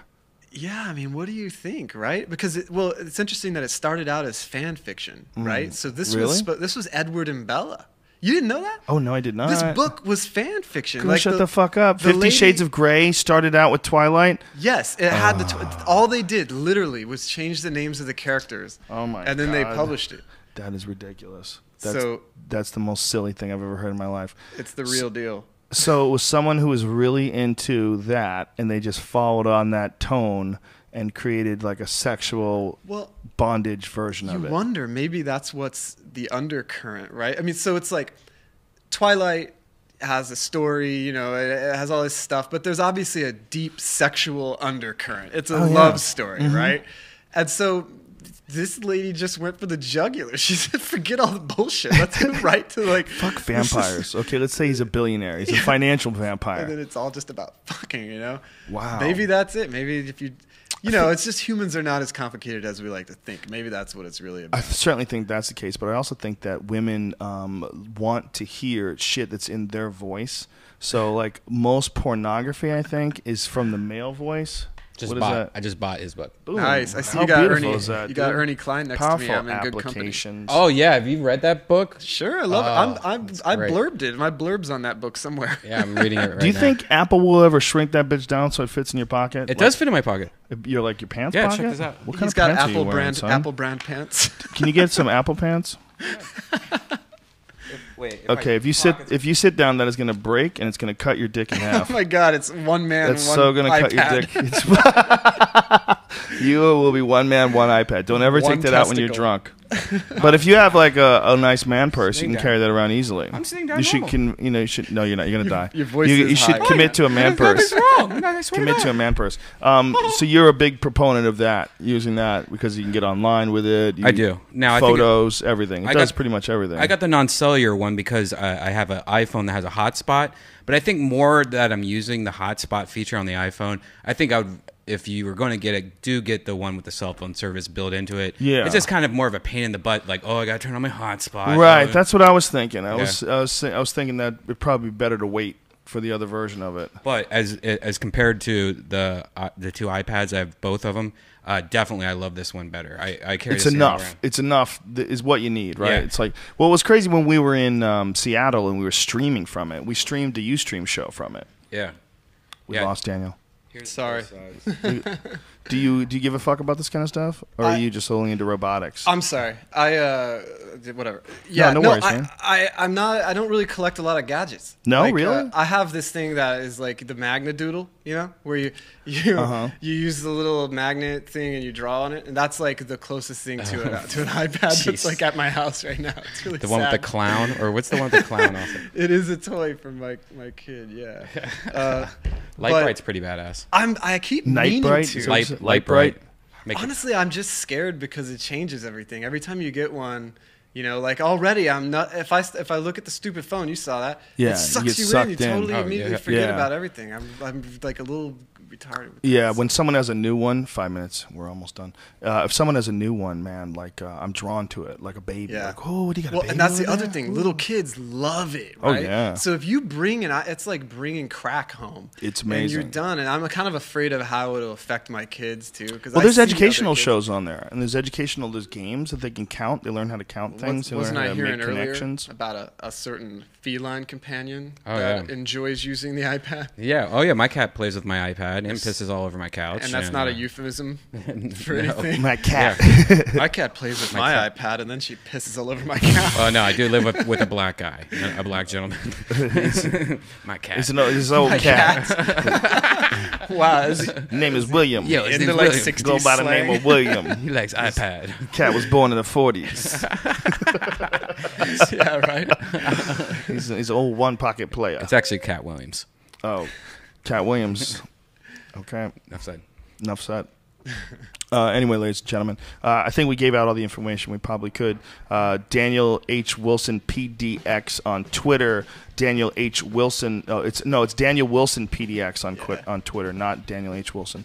So Daniel Wilson PDX on Twitter. DanielHWilson.com. Thanks a lot, man. It's been really fun. It was a fun conversation. Really interesting stuff. And if you ever have anything you want to promote, you want to come back, do it again, we'd be happy to have you on. Dude, I had a great time. Sorry I had to urinate. That's so, Don't so worry. human of me. I had it too. Once you did it, you broke the ice. broke I had to go do everybody's it seal. too. But it was, but we know. Look, it's fucking 3 hours. We don't even take commercial breaks, you know. But I think it makes for a better conversation that way. It's hard to take a commercial break and then come back and just pick up where you were. It just seems awkward, you know. So we do it this way, and it requires people hold their bladder and keep it together. I think you did an excellent job, though. You had a big thing of water. You lasted like 2 hours. That's pretty strong. Thank you guys so much. You're for welcome, having me man. on. Thank I you. had a great time. And one more time, the two books, your books are Robopocalypse and Amped. And those are the ones that you're promoting, right? But you have more than that, right? Yeah, I How have many some. books you have altogether? 8. But Go buy them, bitches. Go get him on Audible. Go get it on. Yeah. Do you have them on Audible? Yeah. Is your Yeah. stuff Yeah. beautiful? Go to audible.com. And if you go to audible.com/Joe, you can get a free book and you get a 30-day free membership to one of the best services I think online as far as like with audio entertainment. Love it. I love audible.com. I love the idea behind it, and they have a massive selection, including this young man's fantastic robot books. So go get it, you dirty bitches. Thanks to Onnit.com. That's ONNIT. Go and get yourself some New Mood, bitch, or some Alpha Brain or anything. If you have any questions about these supplements, there's a 100% money-back guarantee on the first 30 pills. You don't even have to return the product. No one's trying to rip you off. They're just trying to save you the looking for the best shit possible. Sell you all the stuff that I would use. Use the code name Rogan, and you will save yourself 10%. All right, this fucking show's over. Oh, if you use the code name Sandy, we'll take that 10% and we'll donate it towards hurricane relief. We actually decided to go with the Salvation Army because in this case, the Salvation Army is using 100% of the proceeds for hurricane relief. It's like a lot of them. It actually gets down to like as low as like 30% actually goes to the people and the victims. But Salvation Army in this case, it's 100%. So we're going with them if you use the code name Sandy. All right, fuckers. We might see you tomorrow. We got a lot of work to do. We're going to be at the new studio, tightening shit down. Brian and I are just starting to set that place up. It's not quite done yet. Takes time, bitches. Takes time. But I'll see you guys all in Montreal for sure this Friday at the Metropolis with Duncan Trussell. All right, go fuck yourselves. See ya. Bye.